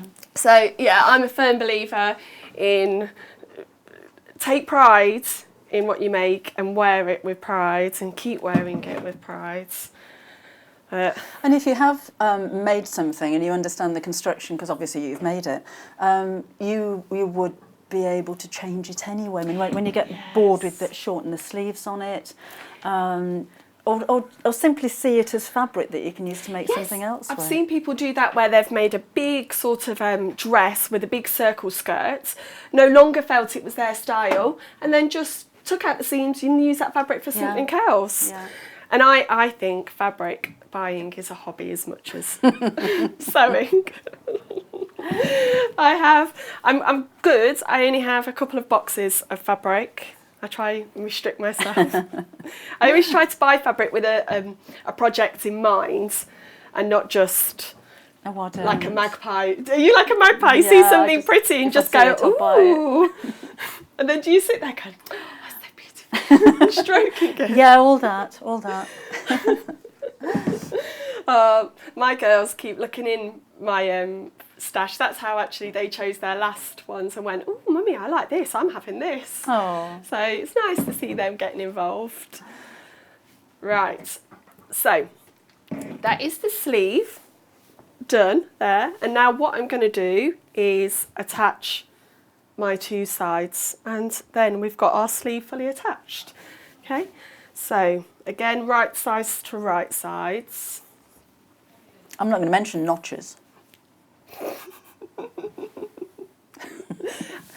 There I'm is thinking one. there aren't any. Oh, There is one at the waist.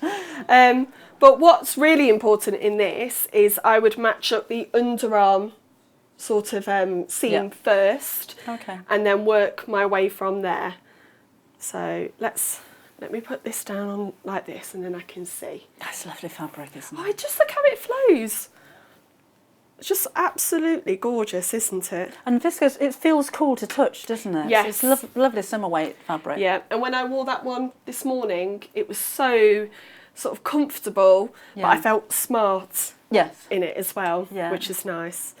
Right, let me figure this out now. Yes, so it's that seam there. Okay. Right. So have you ever made a coat, Debbie? I started making a coat. Yeah. Let me do it the other side. Never got around to finishing it. Oh, what made you? Oh, it was one of those Chanel style, like a long line jacket. So all of the quilting and the lining, everything was all sewn by hand. Oh, right. And I lost the will with it, to be honest. Oh, really? Oh, that's a real shame. But then once something goes out of sight, it really is out of mind. I just never. Right. In fact, I'd forgotten all about it until you just asked me. Oh, is it still at home? Yep. Would you get it come back out again now, isn't it? Let's say, would you get it back out? Yeah, I don't think I'll fit in it now, though. Oh, it was a while ago, and it was very fitted. Oh, right. Okay, let's match up that bottom seam underneath there first. Oh, you almost went a little bit wrong there while I was chatting. Right, yeah, and that's the seam there. Skirts I make a lot of. Do you? So you make lots of separates? Yes. See, I'm more of a dress person, and my style has definitely changed since I started dressmaking. Has it? Yeah, before I was very much jeans and t-shirts. I think I got in that rut. Being not a young mum, but being a first-time mum, I just stuck whatever was on was comfortable and quick. And then when I started dressmaking, I always felt before that if I wore a dress, I looked like I was going to interview or something. I felt really dressed up. But now I will always pull out a dress before jeans now. So I'm really pleased about that. It's changed my life in that way. And I think just rock it. Just have the confidence. Yeah. Rock it. Have the confidence and wear what you want. So I'm not a follower of fashion. I wear what I feel comfortable in and what I enjoy. Yeah, I'm the same. I don't have to follow a fashion or particular colours. I like to wear what I like. And even designer names, not fussed. No. There are some very nice outfits out there that are made by some very well-known designers, but there are some that aren't, which I like just as much. Yeah. Do you know what I'm really wearing a lot of recently is green. And this morning, the Gutterman threads reminded me of my green additions into my wardrobe. A lot of green, which is an unusual colour to think of wearing, isn't it? But I'm loving it at the moment. Right, so I'm just going to do this final seam up the side and down the inside of the arm, and that's the main bodice then done.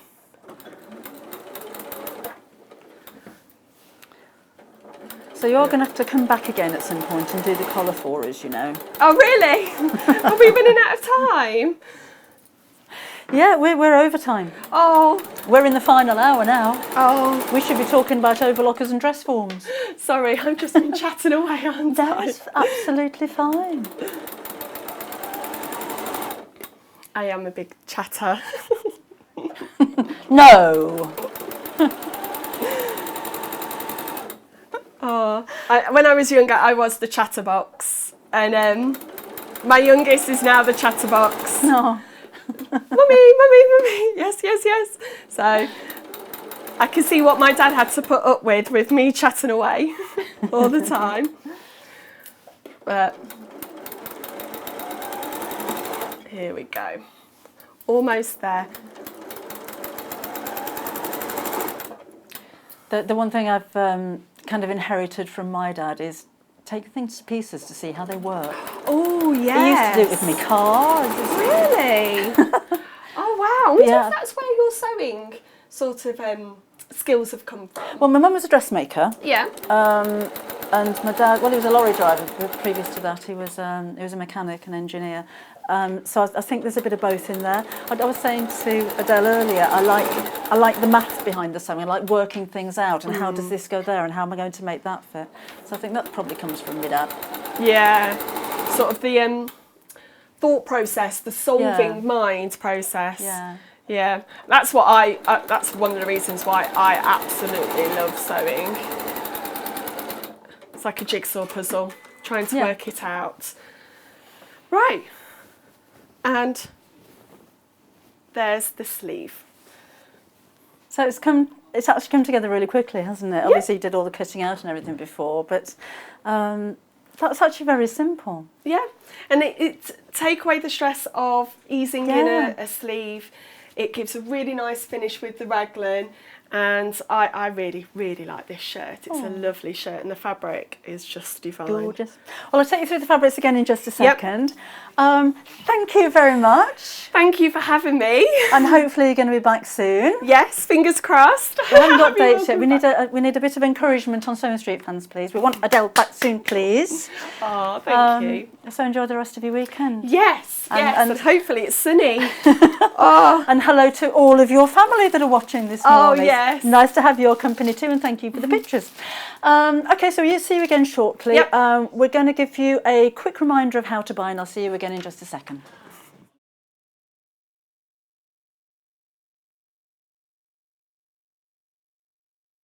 Shopping with us couldn't be easier. If you want to shop online, then you can head to our website, www.sewingstreet.com. It will redirect you to our sister channel Jewellery Makers landing page. Don't worry, you haven't gone to the wrong place. We're simply using their website temporarily while we're building our own web shop. Scroll down past the Watch Live part and you'll see all of the products that you will have seen on air on today's live show. You can also shop our catalogue by clicking a category, clicking a product to view closer, and adding it to your basket. Once you're ready to check out, you will need to create an account, which is absolutely free to do so, but it will mean that you can check out on as many orders as you want throughout the day with still only paying one postage and packaging. If you'd prefer to speak to somebody in our UK-based customer service team, then you can do so via the free telephone line number 0800 001 4433. They will not only help you create an account, but will also help you with any of your online shopping.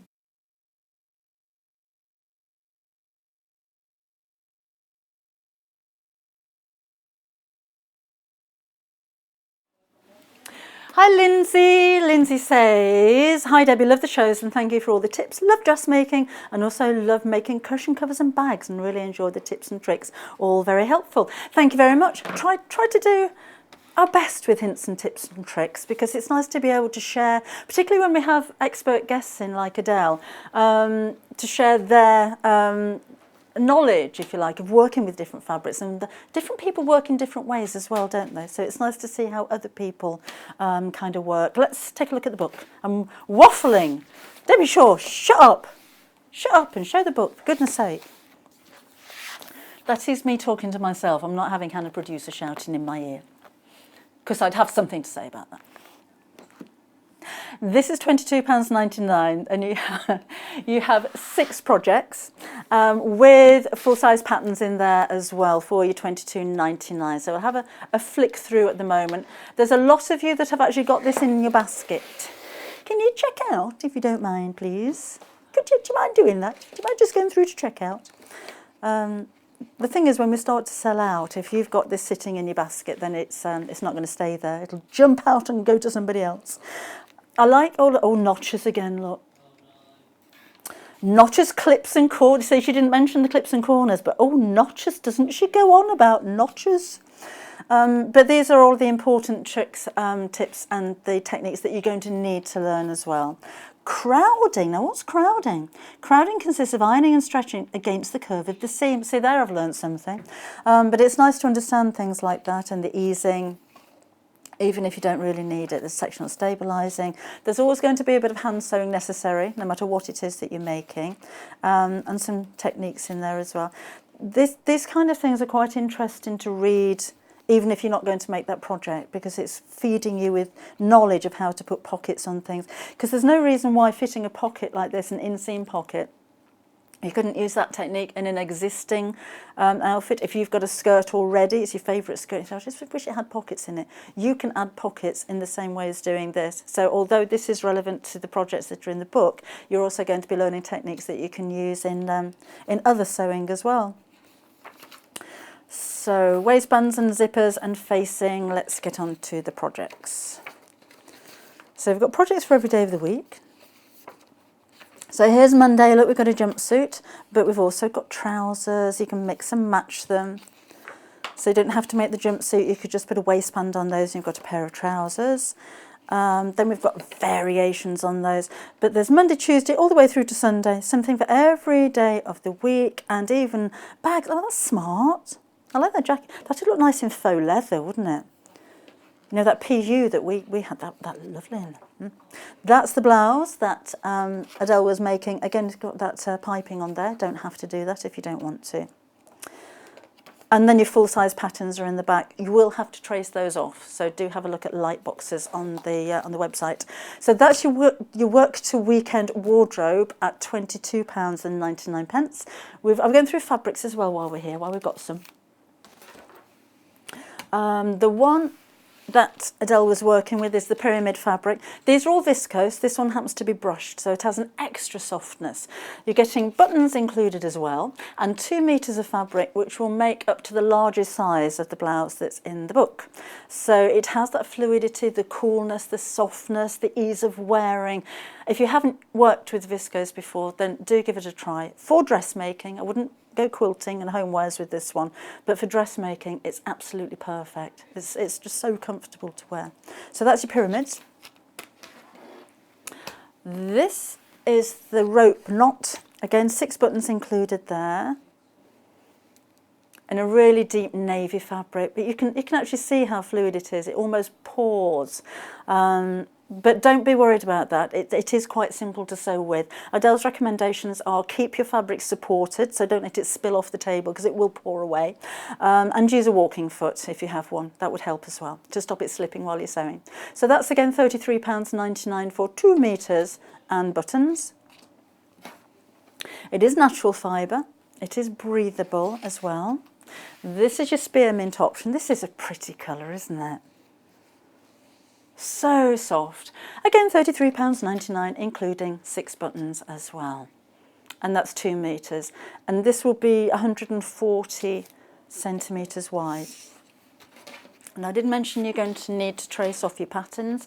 The easiest way to do that is to use a light box. So we've got 2 options for you. I'll just plug that one in. Excuse the top of my head while I just unplug this and plug this one in. Because we've got different light settings on here as well. We've had twice as many people check out the A4 than you have the A3. So this is the A4. There we go. So 3 different light settings. Oh look, disco. That, you know, in our new studio, that's probably as close as we're going to get to it, seriously. We've got the centimetre markings around here that will help you square up things that you need to as well. And although it's only an A4 in size, you can manoeuvre your fabric, pattern pieces around if you're tracing off a pattern. I have to say, with fabric, you can transfer markings with this as well. So if you've got a pattern for a dart, depending on your fabric, of course, if it's wool, then you're not going to see through, but you can transfer the markings by tracing them instead of pinning them or using tailor's tacks. That'd be a modern way of doing it. Or if you've got applique pieces, if you're copying one shape and I don't know, you want to mirror image it, then you can, even with your Bonder web on the back, it's easy to trace off. That's a good idea, actually. If you've got applique shapes in a book, maybe.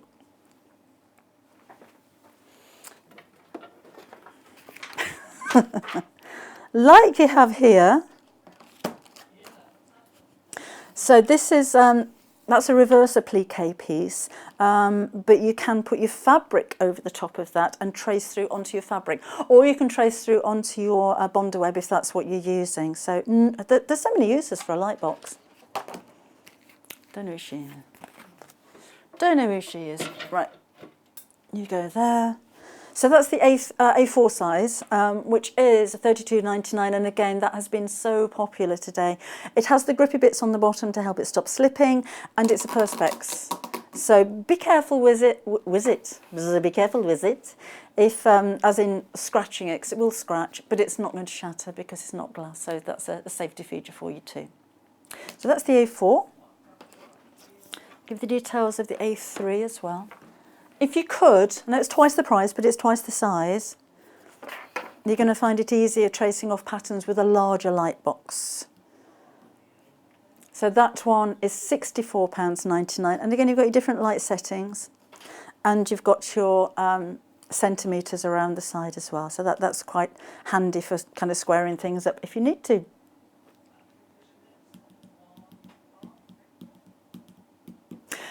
Right.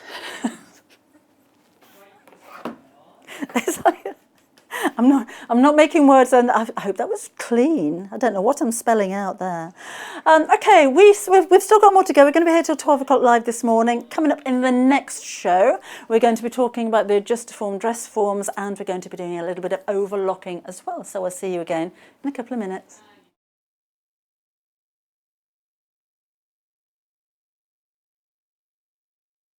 Hello, my name is Sally Stevens.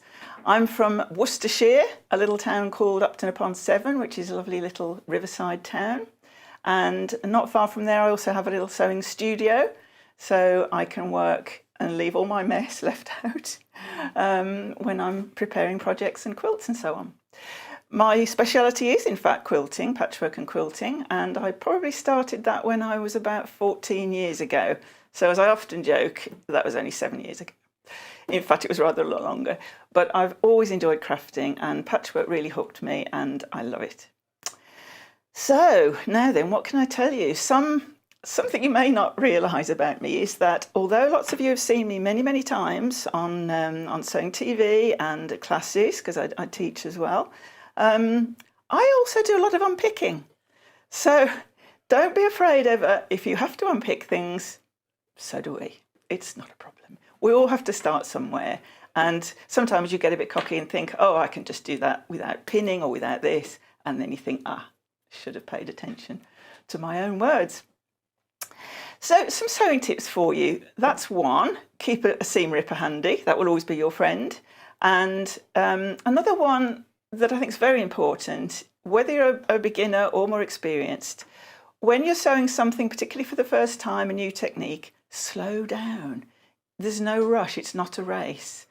Have a little practice with spare fabrics if you've got them before you use your best fabric that you've just purchased so that you get your techniques just right.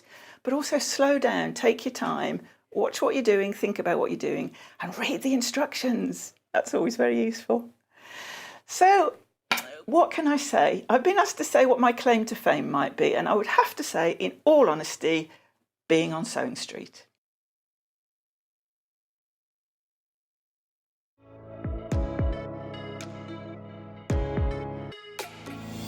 Hi, I'm Rosie Wells. My name's Poppy and I'm a nutritional therapist. Hi, I'm Ruth Lynette and I can't wait to join you all on the brand new Gemporia Lifestyle channel. If you're a fan of primal living, you're going to adore what's around the corner.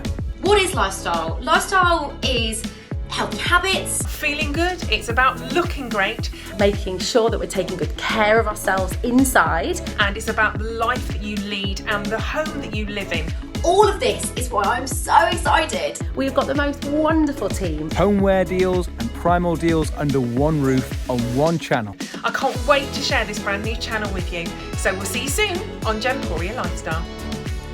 Gemporia Lifestyle, coming soon to Freeview Channel 74 and Gemporia.com.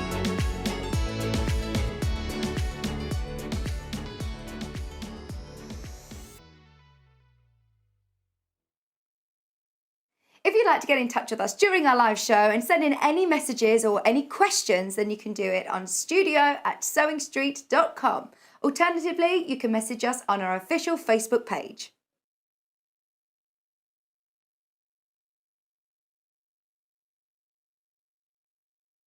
Hello everyone, my name's Cara Ackerman and I'm absolutely delighted to be here at Sewing Street. I actually originated from Hertfordshire then went down to Hampshire, and then it ended up in the East Midlands. I've been in the East Midlands for about 40 years now, which seems crazy, but 36 of those I actually worked with DMC Creative World, which was wonderful. I really, really enjoyed that. And then I decided to go freelance, and that's how I got introduced to Sewing Street. I love doing anything to do with textiles, so embroidery, cross stitch, patchwork, done a bit of quilting, bag making, toy making, oh goodness, there's loads and loads of things. What I love doing is just trying something new, and I think one of the tips is don't be frightened of trying something new. You always learn from it, and you know, don't be scared of making mistakes either. We all learn from the mistakes that we make. Little bit about me that you might not know, and that's a bit of a surprise. I once went to the garden party down at Buckingham Palace, the Queen's garden party, for some work that I did with Marie Curie. I was so lucky to go there, and just a wonderful time. So I hope to see more of you on Sewing Street, and I hope to try lots of new crafts with you. So see you again soon. Bye bye.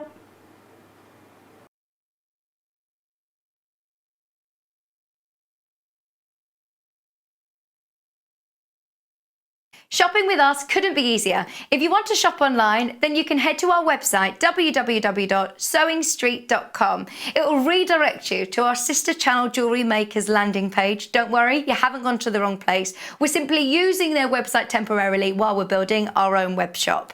Scroll down past the Watch Live part, and you'll see all of the products that you will have seen on air on today's live show. You can also shop our catalogue by clicking a category, clicking a product to view closer, and adding it to your basket. Once you're ready to check out, you will need to create an account, which is absolutely free to do so, but it will mean that you can check out on as many orders as you want throughout the day with still only paying one postage and packaging.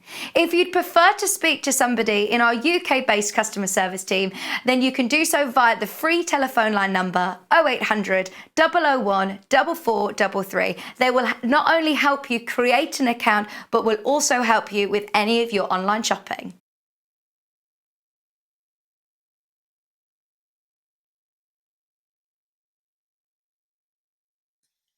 Hello, my name's Fiona Hesford and I'm founder of Sew Girl. I'm based down in Worthing on the south coast of England, and I've got a range of sewing patterns which I've developed over the last few years, which are projects for loose-fitting clothing, everyday, simple garments, things that I really love to wear myself.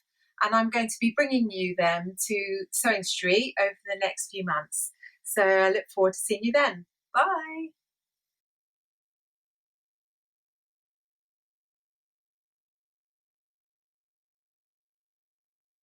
Would you like to take part in our weekly competition? If you do, then all you have to do is head to the Sewing Street fan page group on Facebook. Post your picture of your make. Myself, Debbie Shaw and John Cole Morgan love looking at all of your makes every week. We pick our favourite and announce the winner every Friday live on the show. Happy sewing and good luck.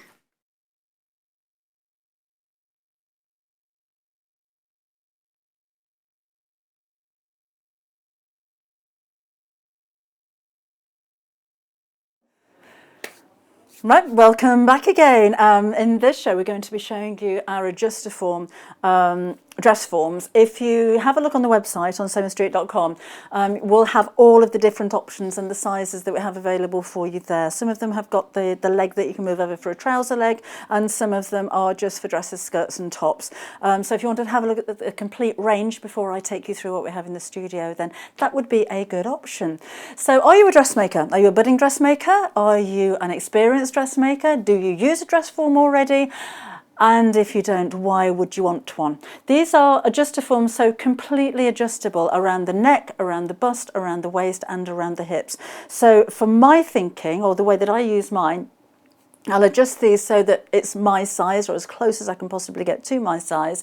And then I find that instead of fitting to myself, which would mean making up part of the garment, rushing upstairs, getting undressed, putting it on, having a look, pinning in, taking it off, getting dressed, coming back downstairs, doing a bit of sewing, running back upstairs, you get the idea there. It's quite time consuming, although it's a good workout for your thighs. But when you have a dress form, you can do all of that. It's like having a mini me or a clone of yourself, so you can do all of the fitting while, you know, without having to try everything on. And that's particularly prevalent for those of you who don't have help. So if you need darts putting in the back of something and you're trying something on to see if they're in the right place, it's not always very easy. But when you've got a dress form, it's another you, so you can fit to the dress form for most of the garments that you're going to make. The nice thing about the Adjustoforms as well, not just that they are completely adjustable like that, they have a soft finish, not all dress forms do, which means that you can pin into it as well. So if I'm making something that I know is going to fit me, my dress form is used as just as a mannequin, and I'll pin all the pattern pieces to the dress form so I can identify where they're going to go, make sure I've cut out all of the right pieces and everything. And if I'm not actually sewing, it's a great place to store scarves and jewellery. So it's always going to be in use around your home. And again, completely adjustable, and you've got the hem markers on these as well. But if you're new to the world of dress forms and mannequins, let's give you some of the reasons why Adjustoform think that you should be investing in a dress form. So you can check the drape to start with. Is it suitable for the pattern that you have? Oh, I don't know, we better check it on the dress form. You can style an outfit, you can put your patterns on there and fit a tissue pattern instead of fitting it to yourself. Darts, pockets and buttonholes, really important. We don't want buttonholes gaping in fitted blouses, and you do need to make sure that darts, particularly on the bust, are aiming towards the apex, otherwise it's just not going to fit properly. Lace trims, ribbons, you can add those to the garment to see how they're going to look. Pin the sleeves in position based on your shoulder length. You can check the placement of shoulder pads if you're using those. Check the ease and the hang of a lining. Fit and hang wedding gowns as you sew. So if you're making for somebody else, then you can have their sizes on your dress form, so you don't have to keep getting them back for fittings, basically. We do have the models that are available for fitting trousers, so the stand can be moved to off-centre. You can accessorise a completed outfit as well, and you can read an article to find out more why. You can read that article on. It's all in the information that comes along with you as well. But there is actually more information on Tilly and the Buttons Adjustoform. Tilly and the Buttons with Tilly Walnuts there. If you have a look on her blog, then she's got lots of pictures and lots of advice for you with Adjustoform as well. So that's her working with her Adjustoform. And you can see there, Sew Magazine have got a feature on Adjustoform for sewing perfect garments as well. So love your Adjustoform mannequins.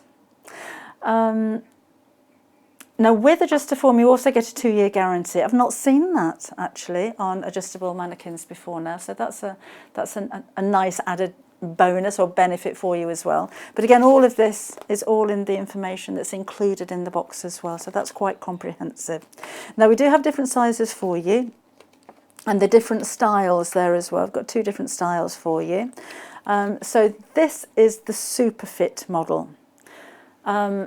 Here we've got 3 size variations for you in this one. This is the small you're looking at the moment, but again it is adjustable, and you've even got the markings on the side excuse me, all of the dials here, so that you can see the exact measurements that you're increasing and decreasing by, and that's in inches and in centimetres as well.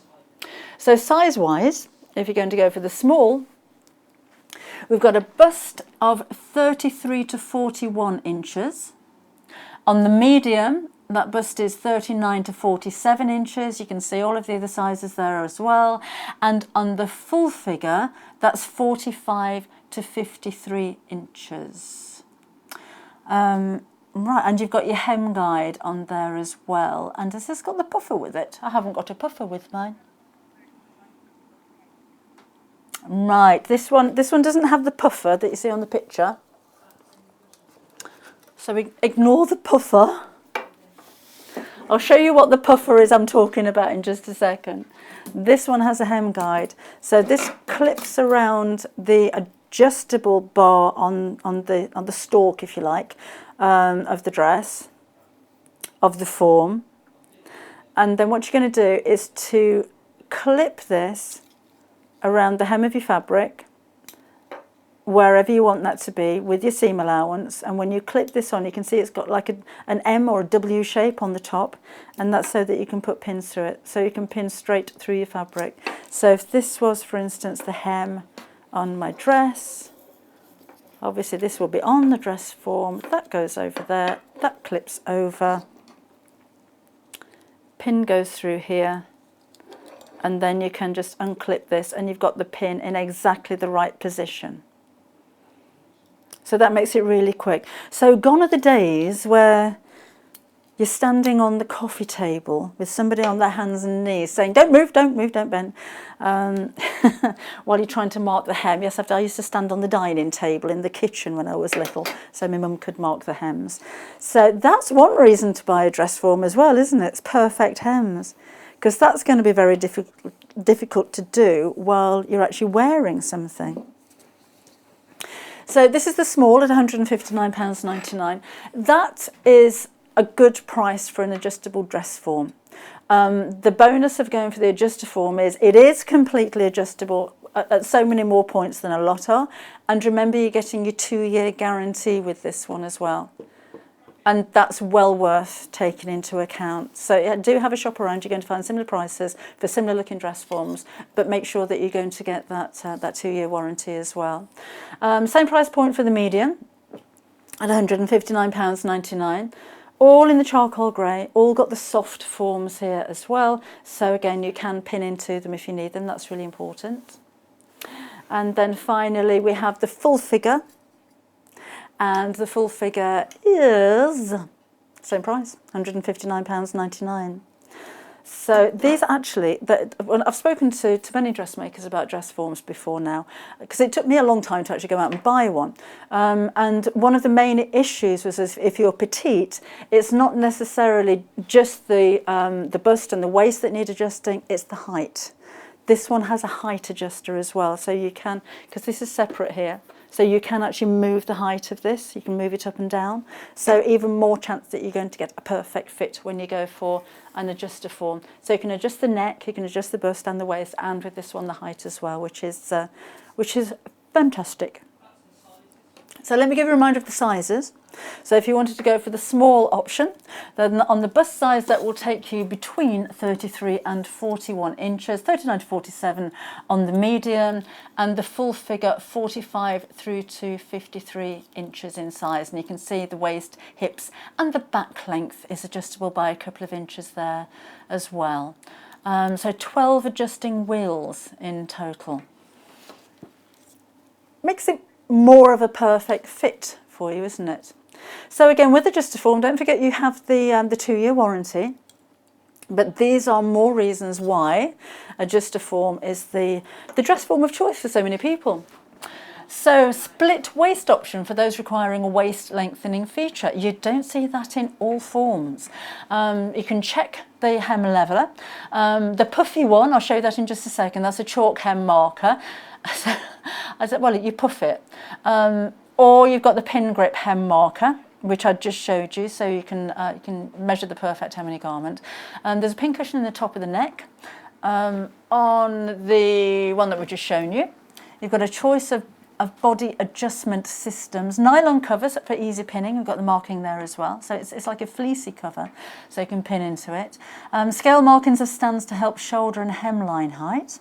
And the measurements are in centimetres and in inches. Those are on the cogwheels inside the form. Full shoulders for perfect hang to sleeves. Shaped thighs and bottom for trouser fitting. I'll show you that on the trouser one in just a second. And you've got a 2-year guarantee on the materials and the craftsmanship as well. So this is the form that has that you can move to one side. So basically where the pole goes in the bottom, there's 2 holes. You can either sit it in the middle or you can sit it to one side so that you can fit trousers to it as well. And this one has a little bit more shape around the bottom area, specifically for fitting trousers. So you've got like a bit that goes underneath there. Otherwise, same deal. So you've got the 12 adjusting cogs. You can adjust the waist depth on this as well by a couple of inches. And these are really easy to adjust. So if you have a wider waist, you can just move those out If you've got a bigger bust, you can increase this. It does explain actually in the instructions as well. If you've maybe got a very full bust and this isn't enough for you, then you can fit a bra to it and pad the bra out. So it does give you your perfect size. So you can adjust even more if you like, if this doesn't fit you perfectly. You've got your neck adjustment on here as well, which will affect the shoulder adjustment too. This one's got the puffy bit. So let me move that up there. Can I take it off? No, it doesn't come off that one. You can adjust it. It's got a puffy bit. I'm going to show you the puffy bit. It is a bit like a blood pressure thing, isn't it? Right, so here, this is size B that we have in the studio. There's a bit on the side down here that if you've got some loose chalk, so you can actually buy chalk dust, you will get a little packet with it, but you might need to buy some more. That goes in here, and then, because that's got a lid on it, that's a bit tight. So your chalk goes in here, it's like an atomizer, so that's your puffy bit. And then there's a tiny hole in the side here. So basically you can move and puff at the same time, and that'll give you a chalk mark all the way around your garment, wherever you need that hemline to be. So that's another way of making sure that your hemline is absolutely straight. So again, we do have different sizes in this one for you, and this one is blue as opposed to the charcoal grey. It doesn't matter the colour, does it? But I do like the way that this is so completely adjustable. So size-wise, in this one, we have size A, which is 33 to 41 on the bust size. Size B is 39 to 47 inches on your bust size, and size C is 38 to 45 inches. And you can see the back length, that's where you can adjust the waist bit. You can adjust by 2 inches on each one of those. So you're going to have a perfect fit, even if you're petite or if you're taller, so you can adjust lengthways as well as around the bust, the waist and the hips. If you're measuring yourself, by the way, this is a little bit different to measure for a dress form than it is to measure for a dress pattern. If you're measuring yourself for a dress pattern, you always measure the high bust, which is just underneath your arms up here. When you're measuring to see what size you're going to be for a dress form, go around the fullest area of the bust. And then when you go back to dressmaking again, high bust. But that's just so that you get the perfect fit of dress form for you. So this is £159.99. That's option A. This particular one, that's £159.99. Option B is the size that we have here. Again, those sizes, if you want to go and measure yourself, they are all on the website on sewingstreet.com. So that's size B at £159.99 again. And then you have option C, which is again £159.99. And do have a look at those sizes. It's important that you're going to get the right size for you, isn't it? These are going to be delivered with you within 7 working days, because they're not actually coming from us here at Sewing Street. These will be delivered directly from Adjustoform themselves. 2-year guarantee with these, remember? But we don't, because these are being sent out by the manufacturers, doesn't mean you're going to pay any extra postage. It's still your £3.95 postage all day. So even if you've ordered your early bird threads this morning, we're not going to charge you any extra when you go for your dress forms right now. That is such a good price. Do have a look around, seriously. You'll be impressed with the prices we have for you here. All right. We have pre-shrunk calico. And this is back in stock. Hannah Producer's having a moment. This is from tomorrow's show. She's in trouble. Calico is normally the type of fabric that you would use to make a toile. So a toile basically being a mock-up or a sample of the outfit that you're going to make sure that it fits, that the darts are in the right place, that it's hanging right, that the sleeves are right, that the shoulders are right. So calico is a very affordable fabric, but this is a very tight weave pre-shrunk calico, which gives it a softness, which means that if you're going to make a shirt out of this, it's very wearable. Now it's not bleached, and the little flecks that you see in there are actually little bits of the cotton seed, the cotton pod, bits of cotton pod in this one. it's still only £2.49, so you've still got a very affordable price. This is 140 centimetres wide, so it's affordable. I can't talk. It's affordable enough to make toiles out of, but the quality that you have is beyond what you'd expect from a calico. Calico can be normally quite rough. So this is a sneak peek of what's coming up tomorrow. This is by the half metre as well, so if you're making toiles, you're going to need a bit more than that. We have brought you this before in bundles, and it sold out really quickly. So, and you're glad you're watching today, because you can probably go to the website now and order that. You don't have to wait till tomorrow. So you might not have any left by tomorrow. But it's a lot smoother than we've got lots of it, because we know that it's going to be really busy. But £2.49, that's under £5. That's £4.98 for a metre and 140 wide. So you can use it to make shirts, to make aprons, to make children's wear with, yes, to make your toiles with. What about homewares? What about cushion covers and things like that? It's lovely to embroider if you're working by hand. It gives you a very natural, rustic, organic kind of look to whatever it is that you're making. It could be something like maybe the back of a quilt or the back of a wall hanging, or a lining of a bag, or a lining on the inside of a sewing machine dust cover. In fact, it's a little bit of a shame to put this in projects where you're not actually going to see it, because it is such a lovely quality. So I'd say cotton quality. I would say quilt cotton quality myself. You can actually, if you do a little bit of fabric manipulation techniques look amazing in calico. It's nice and crisp. It is 100% cotton, so your fabric's going to crease really well. But maybe you're making I've done that before actually, quilt blocks using different manipulation techniques. It looks amazing when it's all in exactly the same fabric, and this is perfect for that kind of thing. So again, £2.49. Right, we're expecting it to be sold out before the end of the weekend, and we do have a lot. Oh, hundreds of them. We've got 100, we've got 800, we've got loads of them. But don't think it's going to be lasting. But you can order more than one, and they will come all joined up together. So even considering we've got almost 1,000 of them, that is going to dwindle very, very quickly. And in fact, everybody that's ordered so far is multi-ordering. So just thought I'd give you a sneak peek of what's coming up tomorrow. Who's coming in tomorrow? We've got a guest in tomorrow, haven't we? Can't keep track. Honestly. Oh, it's Jules in tomorrow. That's going to be her first show. So that's going to be great. She's going to be making a couple of things from... I won't talk then. Going to be making a couple of things from a couple of my books tomorrow as well. So I've been trying to fold this up. Oh, this would be fabulous fabric to make the blouse that Adele made in the last hour. Spilling off the table again. This is Tea Party pale green polka dot fabric. It's got a lovely bubble-like texture to it as well. It's another one of those viscose fabrics that's really, really fluid, but it's a great fabric for summertime.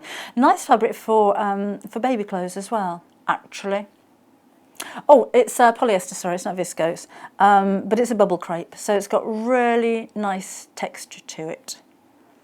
145 centimetres wide, so dressmaking width, and it's only £7.99. It's a lovely fabric. That would work really well with that blouse, actually. But anything gathered, little girls' dresses, baby clothes, smocks and things like that would be fabulous. So that's that one. What else have we got? Shall we have a look at Artie Leaf? Artie, not Auntie. This is viscose, isn't it? Deep navy in the background, and these really fun tropical leaves, a splash of colour in your wardrobe. And a really cool viscose fabric. Half a metre is £7.99.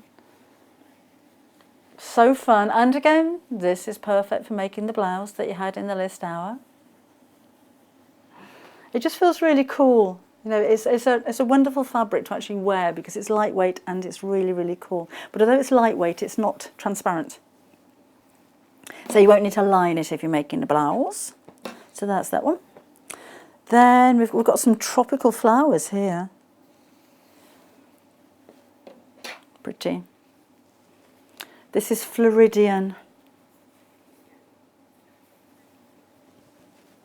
Really pretty flowers. Again, viscose. And we've got, oh, I'm rubbish at flowers. Are they irises?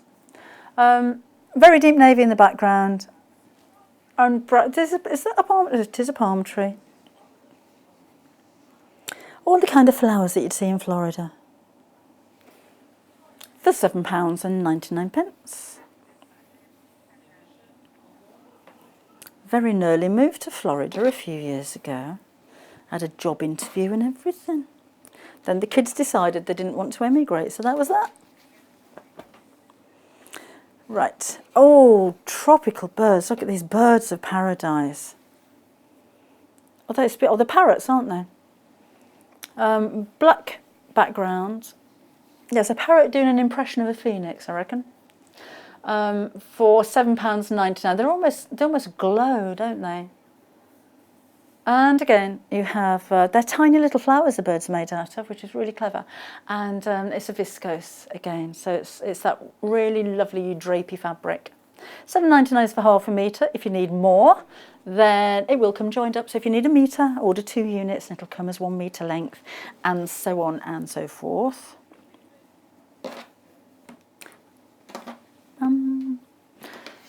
We seem to have a blue theme going on today. This is a lovely colour. Again, a really deep midnight blue viscose fabric with tiny flowers on this one. Look at the drape on it though. It's so tactile. It's a beautiful, fluid, drapey, lightweight fabric. Again, you've got 140 in width, so you've got your dressmaking width. If you're, another little tip for you working with viscose, if it does feel a little bit too fluid, give it a good old spray of starch or best press. Because that'll wash out when you're finished working with it anyhow. But that may help stabilise it a little bit while you're working with it. And of course your walking foot, as Adele said, is going to help when you're sewing to stop slippery fabrics moving against each other. Because you always find that one tends to grow a little bit more if you're using just a regular foot. So this is actually a viscose lawn. Lawn is a lighter weight of fabric. But on saying that, this isn't sheer. I think if you're going to make a skirt out of it, you're going to need an underskirt. I've got a light shining through there and you can see. So we don't want a lady di moment. If you're making something that's gathered, as in a blouse, you're probably going to be okay without lining that. But it really just lends itself to puff sleeves and gathers and tiers and things like that. Puff sleeves are really popular as well, aren't they? At the moment.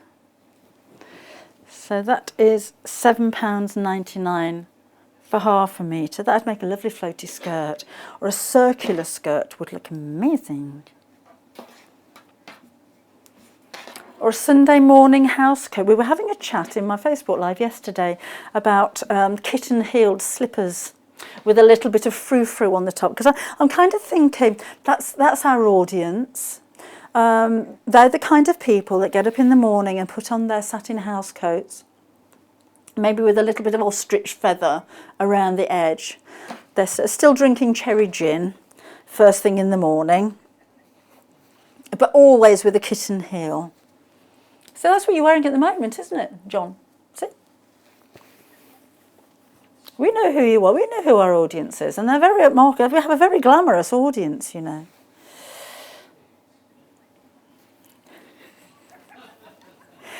Now this is a beautiful fabric. It's a bubble crepe again, so it's got a little bit of texture to it. But isn't it fun? I don't know, I think it's quite a retro design. I don't know why. Maybe the colours, maybe the blocks and the squares. It has a 60s inspired theme, I think, this one. That would make a nice blouse, wouldn't it? That would be loads of fun. Again, it's 100% polyester, this one. And again, it's that bubble crepe kind of finish to it, so it's got a nice texture going on there.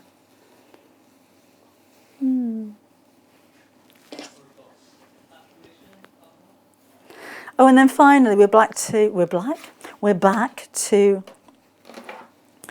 a very glamorous fabric. Again, this is a viscose, black in the background colour, and then you've got these exotic leaves.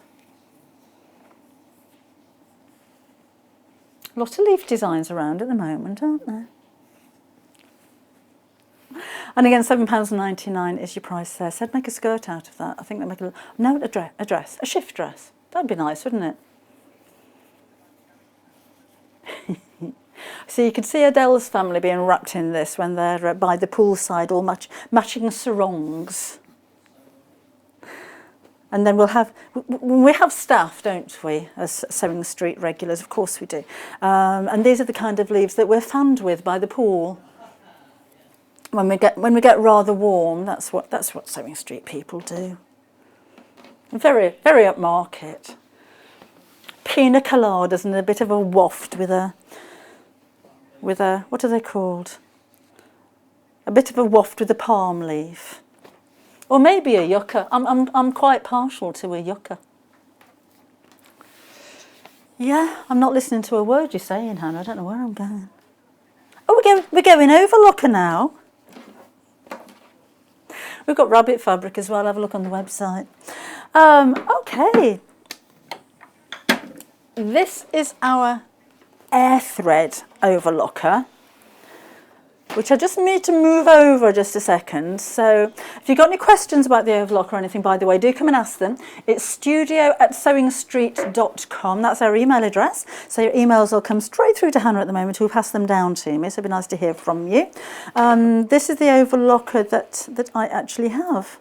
So mine's the Janome version, but it's exactly the same. So I'm not going to say I'm an expert, but I do use it an awful lot.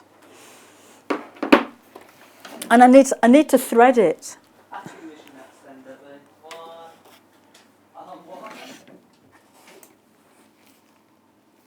5 minutes. Now I'm only saying that this is the easiest way of threading an overlocker, but it just never seems to work when I do it live, which is, I think, why I've been given the overlocker today. Let me put my foot pedal down. If you don't have an overlocker, just about reaches the floor there. This is the best way of sewing quickly for a start, but finishing off your seams, making your garments long lasting. And actually, they're really tough as well. I took a denim skirt in the other day. I don't know why I bought it, it was too big. And I've taken it in so much that the pockets are about that big on the side, so I can't quite get my hands in.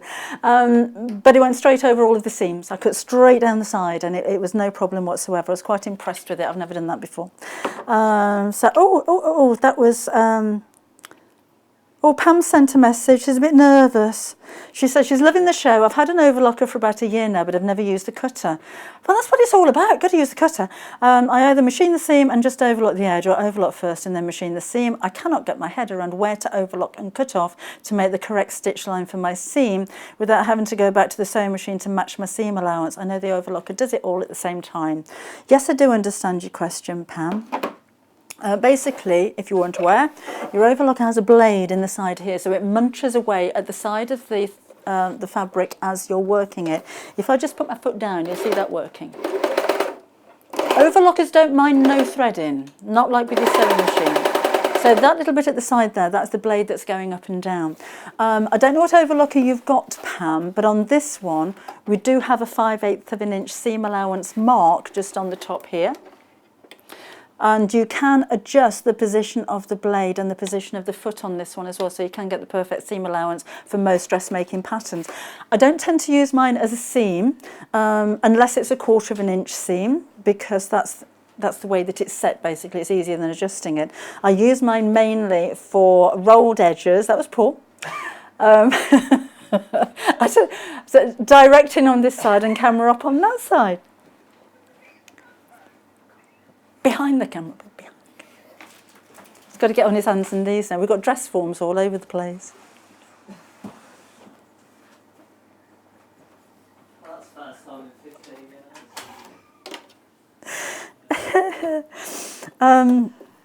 I'll use it to finish the seams. So it's just the quickest way of doing it. But if I'm doing a rolled edge, it's a really effective way of making a rolled edge. So we haven't got a lot of time to do a demonstration, but I have been set the challenge of threading this. So let's see how we go. First of all, I'm going to take off the thread that's already there. So just run it until all the thread comes through. This is the bit that is a little bit daunting to a lot of people. When you open the door at the front, this is the threading system. This is a lot easier than regular types of overlockers. So although it may look a little bit, the second side opens up completely. That's so that you can clean it of any kind of lint. The overlocker that I had before this one didn't have this facility, and it can be really difficult to get in there to clean it. But it would have been useful on that one because you need to get in there to thread it. With an air thread overlocker, you don't need to do that. Now this will, it likes you to thread in a particular order. And I'm going to thread in different colours of thread so that you can see the job or the roll that they have. Might not have time to go through all of that. So your cone goes on the back here. This goes up periscope and down periscope, like so. And let's just thread this through. So make sure you go through all of the channels. So clip underneath the first clip here. You will be able to see inside here when you get it home, there's two discs that look like pie dishes, and your thread needs to be inside those. Those are the tension discs. You can feel when they're in there, so just make sure the tension's engaged. All of the settings will be probably set at number 3 when you get it home. Those are your tension settings, don't touch those to start with. Right, here we go. Just need a pair of scissors to chop that off. It's a bit windy in the studio today. Right. Then I'm going to hook this around here. Now, when I'm threading up, this lever here is asking me if I want to do the upper looper or the lower looper. So those are the two threads that come in from the bottom. And I need to do the right-hand side one first of all, so I'm going to flick this over. The next thing that you need to do is to move this bar here. So by moving this, I'm telling the machine that I'm going to start threading. So that goes to one side. And then the next thing to do is to turn the hand wheel towards you, and you'll see down here some tubes pop out. So that's where the thread is going to be guided. With the door open, the machine won't work. So I'm not unplugging it. You can for belt and braces if you want to, but this is safe to use as long as the door's open. So one clip around here. Then this needs to go as far down that little hole as you can take it. I'm going to pull this quite loose, so hopefully we'll see the thread being pushed through. So let's drop this in here. It needs to go down by about ½ an inch or so, and then we're going to pump it. And then we're going to do it again, because this always happens when I do this on air. So you go down there, a little bit of hairspray can stiffen it. That's gone through, and it's shot out here. So let's just do that again. There we go. So that's a nice long thread now that's come out of the side here. So I'm just going to take that over the back of there. Push it out the back somewhere. Off you go, that way, there. Now the second one, let's use a red in the next one. And it is important that you thread up from the right-hand side to the left. And if you break a thread anywhere down the line, you're going to have to undo them and thread up again from the right to the left. I don't know why, but the machine doesn't like it if you suddenly decide that you're going to rethread one in the middle. Just the way it is. So underneath there. Again, pull it through the discs and feel that it's in there. I'm going to flick this bar over to the left-hand side. Let's chop that off there so I've got a nice square end. Push this down here as far as you can, and I'm going to loosen that again just so that you can see that the thread's being pulled through, and give it another pump. Has it come out yet? Let's do it again. Just keep pumping until you see it come out. Where are you? Should be out now. Pull it down, pull it down, pull it down, pull it down. There we go! So that's your second one. You have a needle threader on this as well, and that's a needle threader for both of the needles.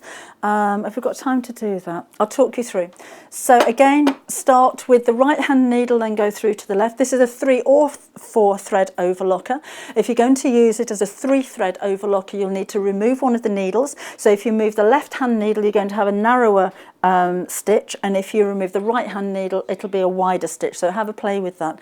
With my machine, it's left on 3 threads for most of my projects. I'll use 4 threads if I've got a very stretchy fabric, if I'm using something like lycra or a heavy weight of fabric. If I am making something out of wool like a coat or something like that, you'll have a stronger seam with the 4 threads. When you're using an overlocker, the stitch is a stretch stitch. So if you're working a lot with jersey fabrics or knit fabrics, then an overlocker won't just finish the seams, you will be able to sew a stretch stitch. Remember to switch that back again before you start sewing, by the way. If you want to make a rolled hem, you can actually make a rolled hem without removing the blade on this. A lot of overlockers, you'll have to take the blade out of action. You can make a rolled hem and still use that blade to trim it down. So Pam, if your blade is out of the way at the moment, get it back up there, put some scrap fabric through it and just try it, and then that'll give you an idea of where it's going to cut and how much seam allowance you actually need to make. When you get the machine home, you'll see that the needles are set at different heights. That is deliberate. Don't think you need to push the right hand one in a little bit further. They're deliberately set at different heights, so you don't get 2 needles going through at the same time. It gives it more of an easy transaction, more of an easy action as the needles go into the fabric. Do use overlocker thread. It's a finer thread. These are high-speed machines. I think this one works at around about 1,350 stitches a minute, so they're incredibly fast, considering on average your domestic sewing machines will be about 650 or 750 stitches a minute. It's twice as fast as a sewing machine, and you're going to use a lot of thread, so make sure that you use the right thread. With the Elna machine that you're looking at here, it is recommended that you only use Elna needles. The details of that, well, actually it's on the front here, and it'll be in your instructions as well. So please do use the right needles, because it'll invalidate your warranty if anything goes wrong with it and you've got the wrong needles in there. And that warranty is 2 years long. An awful lot of fast talking there, wasn't it? But there's so much to say about this machine that that we haven't got time to at the moment. But it is the machine that I use at home. I find it easy to thread, and once you've started using an overlocker, particularly as a dressmaker, you'll find it invaluable. Okay, I'm going to be back again tomorrow, and at 8 o'clock we're making a tablet case with Jules Mayoff. Embroidery and Sashco at 9 o'clock in the morning. Jules is going to be back at 10 making a tool roll, and then we've got the Juki sewing machine and tools at 11 o'clock. Our 12 o'clock show, and it's the same case today, is a repeated sewing show, so it's probably something from yesterday. So carry on watching the sewing for a while. I'll see you again at 8 o'clock in the morning. Bye bye.